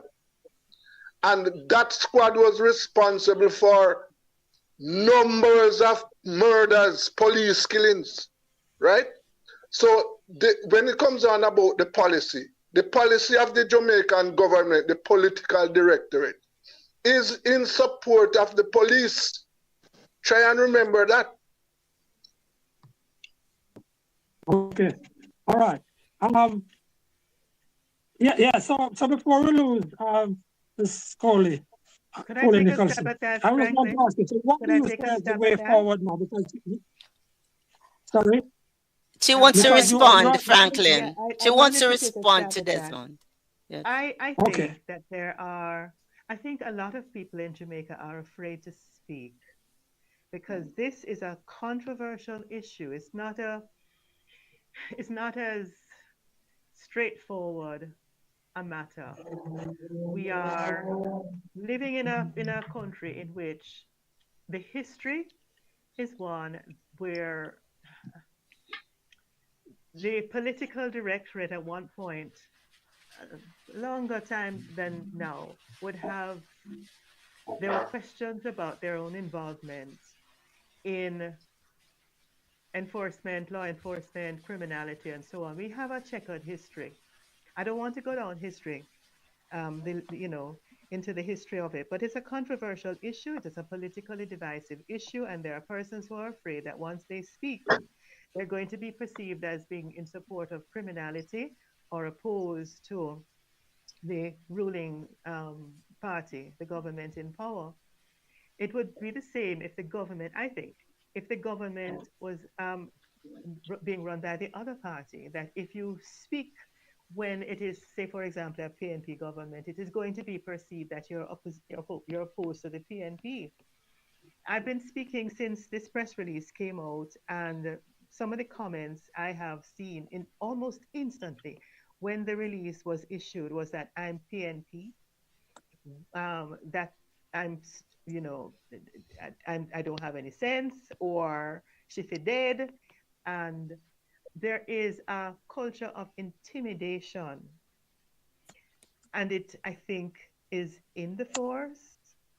There's a cultural problem in the force, because it's not that you don't have professional and well-educated men and women in the force, but there is a cultural issue in the force. There's also a cultural issue in Jamaica where violence is part of how we resolve problems. And we're not supposed to speak. When it comes to policing, we're not supposed to speak against the police. People are afraid. We've called for certain things to happen.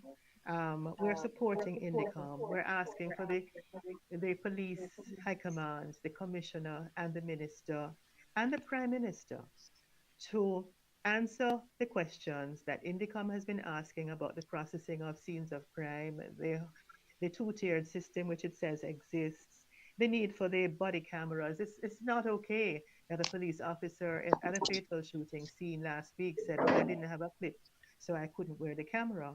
It's not okay. So once they get the body cameras on stream and they're able to implement that system, it should be mandatory, and there should be sanctions for failure to wear. And there probably also should be a presumption that goes against any police officer that refuses to wear those cameras unless they can give a reasonable excuse.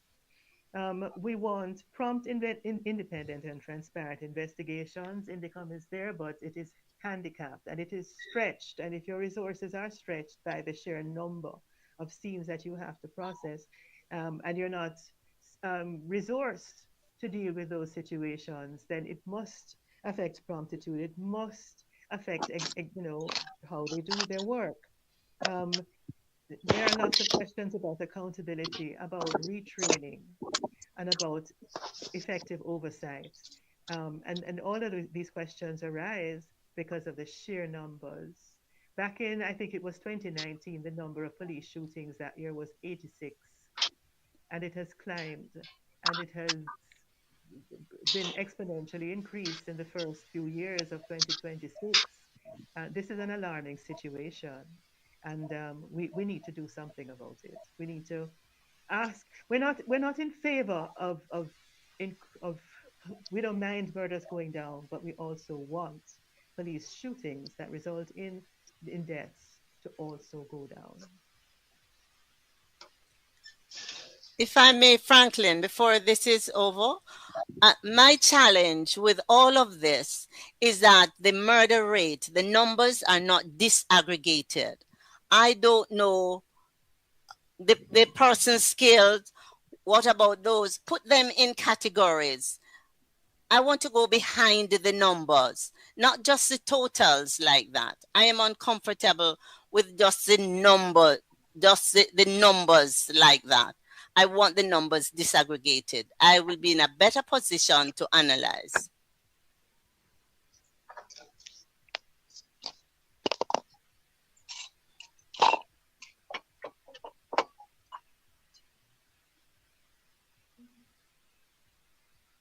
I'm not hearing you now, Franklin. I don't know if you know this. I'm not sure what's happening.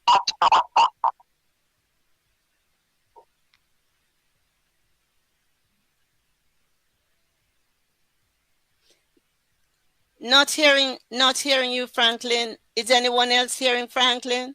No, we're not, no. Okay, let me read a comment from Vando Palmer while Franklin sorts that out. Sourcing, this is from Vando Palmer. It says, sourcing sourcing body-worn cameras for the police seems not to be a priority for the government. Money should not be a problem. We easily found $150 million to loan JPS. So why not provide the police with cameras? That's from Vando Palmer. And until Franklin comes back, anyone wants to respond to that? Do you want to respond to that comment, Helene? I think it's a matter of priorities, but I don't think it's the. So I would have needed to have more information to be able to properly respond to that statement or what Vando is saying. I really don't know if there's a question about sourcing the cameras. I seem to recall seeing somewhere that there's a whole networking and a system that has to be tweaked and implemented so that it can be instituted. I did not get the impression that it was the sourcing of the cameras that was the issue. So I am reluctant to comment too much, but whatever the problem is, it is a priority issue. Whatever the problem is, it is a priority issue. Okay, thank you for that. I'll go to another comment. This is from Ray Moses. It says, as someone who works in security with the European Union and as a Jamaican, I am deeply embarrassed and appalled by the scale of police killings in Jamaica. Anyone wants to take on that, respond to that comment? Professor Perkins, you're muted. Do you want to respond? I think that that's basically what's happening here in this conversation this afternoon. I think we're all very concerned with the scale of police killings and that there was such a huge jump in 2025 and that 2026 seems to be pointing in a direction where it could be of a similar quantum or perhaps even more. I think that the body worn cameras really it's around matters having to do with where they decide that they're going to deploy those cameras, whatever resources they have. The police commissioner has spoken about deploying where the police has to do sort of lots of larger public and large group interface rather than deploying on these sort of planned police activities and police actions. And somehow that for me is troubling. That's the space where the police had decided to prioritize the use of these cameras because we know resources are limited in all our spaces, in all our lives, in all our public bodies and so on. But the fact of the concern that people have raised over many decades around these interactions with police and the descriptions, I mean, at times it becomes mockingly laughable. The descriptions of the interactions between those who end up being murdered and the police who take them out are it's almost as if it's one playbook that you just copy from somebody else's report and it's the same thing. So police draw upon the person pulls a weapon on the police and the police shoots them and they're dead, broadly speaking, and those kinds of records, I think, are also part of what makes the matter that we're dealing with at hand also of significant concern. For the police not to see the necessity of prioritizing the use of body worn cameras where they're going on these planned police operations, knowing if we follow where they're going with their conversation, knowing that they're going after these violence producers and these high value targets and so on. It does seem kind of logical that would be the space that you would want to deploy the body worn cameras in.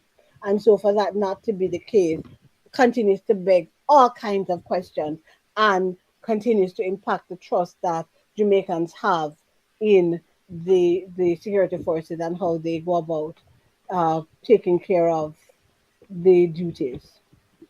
It's very interesting that you raised that, Professor Perkins. There was a comment from Vando Palmer earlier, read Trenton Shock. The one about, yes, their effective use will remove doubts. Remember the poem Trenton Shock? At least I saw them so, say, Valwe Blue, him try to shoot him in a foot, but him head get in the way. Yes, Yes. yes. Yes, I that remember poem. Yes.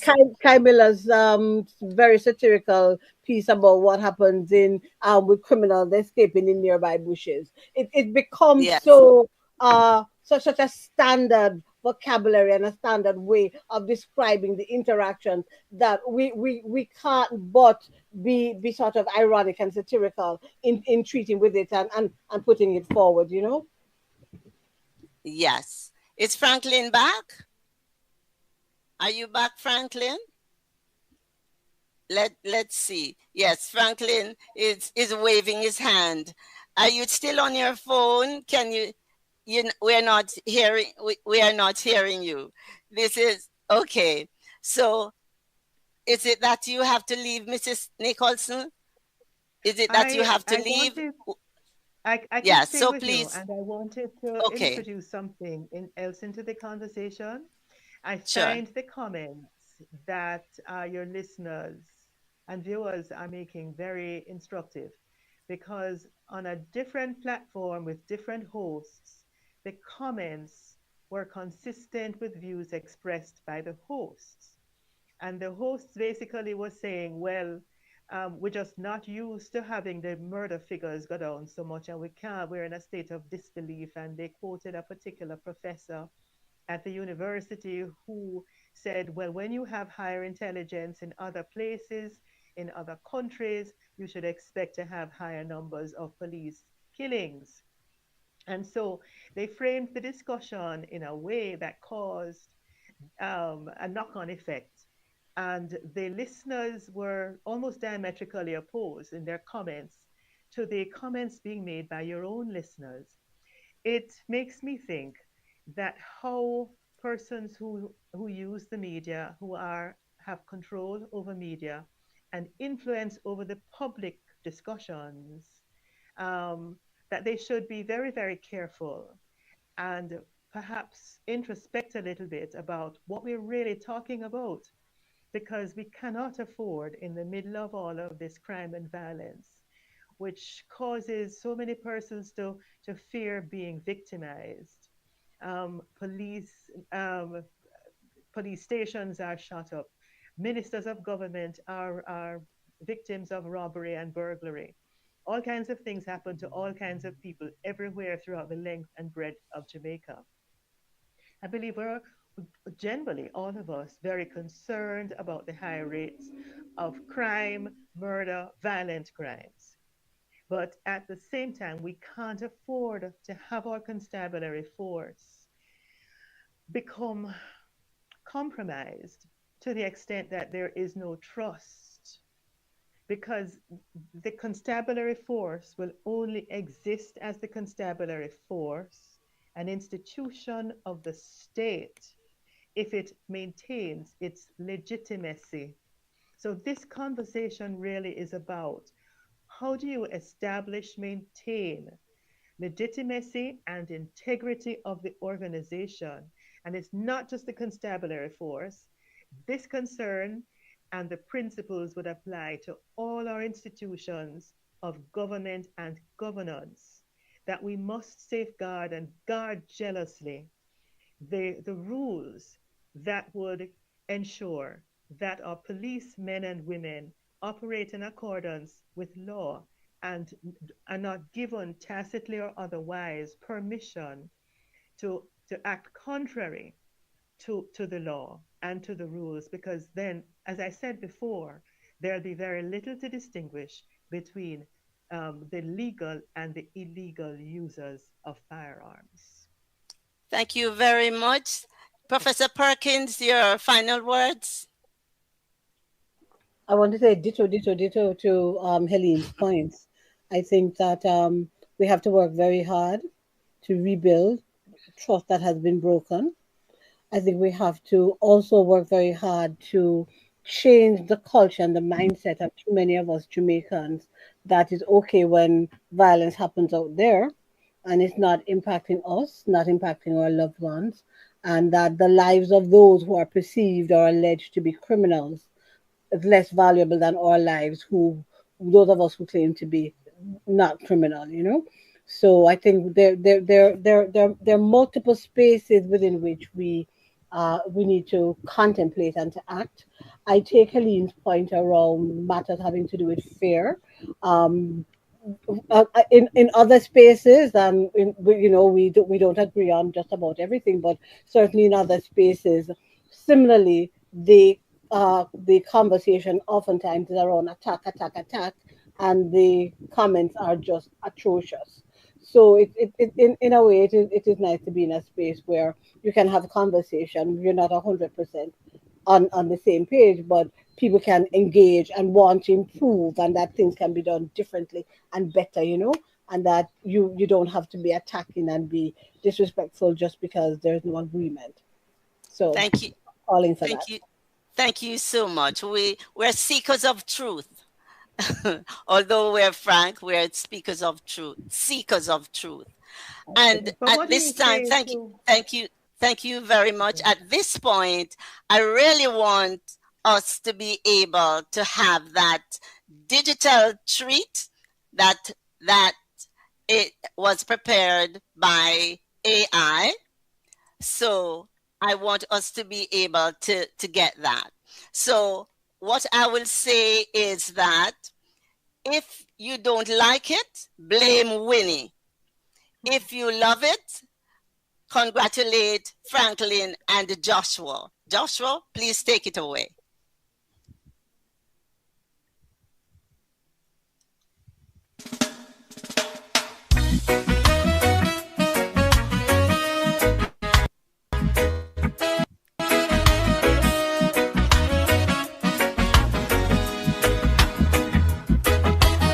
The lights go up, the mics are lit. We're feeling that energy, that Sunday drive. Whether you're here while the clock is ticking or catching the replay, the plot is thickening. From the very first word to the final thought, you're the reason for every battle we fought. Oh, to our zealots, the ones who stay, and our viewers watching from miles away. If you live in the chat or on a late night screen, you're the heartbeat of the frankly speaking scene. We see you, we hear you, we appreciate the love. You're the spark we're always thinking of. Oh. Well,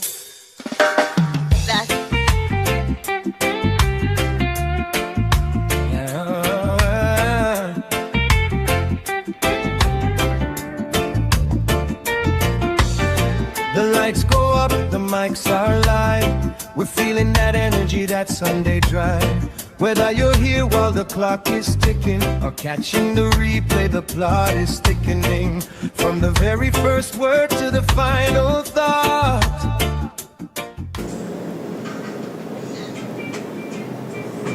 Okay, that's the end of today's show.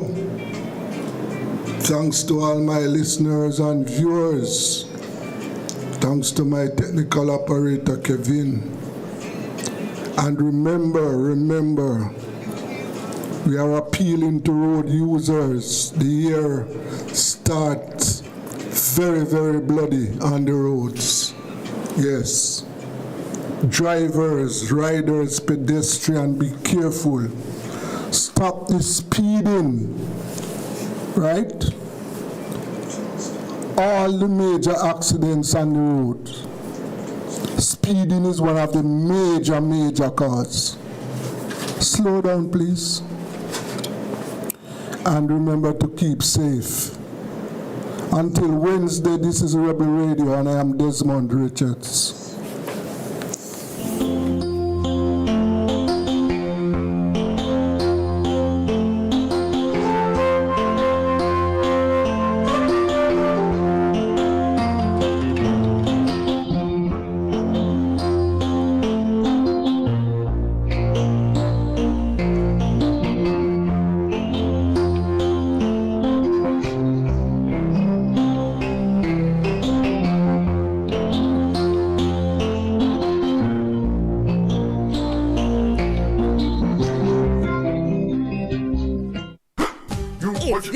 everybody's sale at New Budget Supplies. Do-it-yourself professionals and contractors. This is the sale for you. Lumber, steel, dress and form ply, water tanks, pumps, PVC pipes and fittings, toilets, bathtubs, vanities and basins, windows, paint, doors, floor and wall tiles, thin sets and grout. Up to 20% off selected items. 195 Hagleyburg Road. Telephone 923-4560. New Budget Supplies. Always the best prices.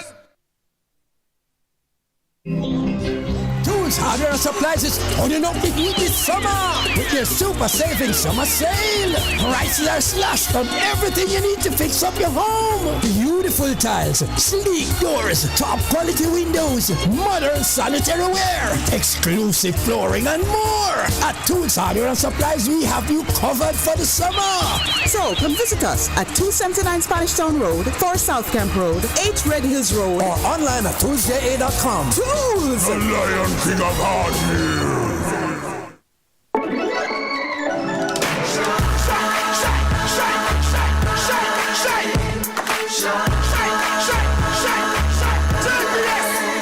Oh, Jamaica is where built fire, passion and vibes, and through it all there's a glow inside. Let's keep our shine alive. From the market to the factory floors, from the hillside green to golden shores. We're reaching heights, energy that lights the sky. JPS, power in what matters.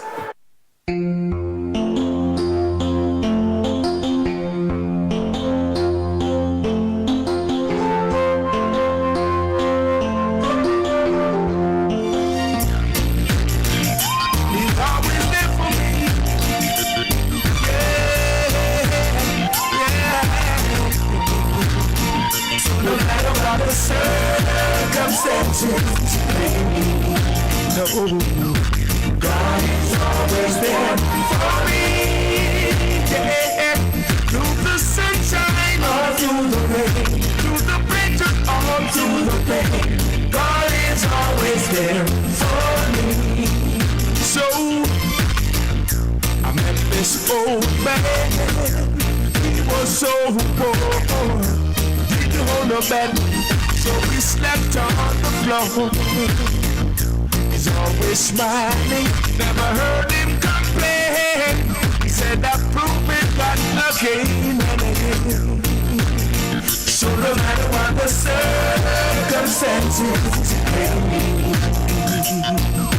God is always there for me. Yeah. Through the sunshine or through the rain, through the all through the pain, God is always there for me. No matter what the circumstances may be, yeah, God is always there for me. Yeah. Through the good times or through the bad, through the happy times or through the sad, God is always there for me. Landlord, where's the rent? School fee due. Partner drop bones, and you never need you. Friends don't ask me what I'm gonna do. I smile and tell them that God will see me through. No matter what the circumstances may be, yeah, God is always there for me.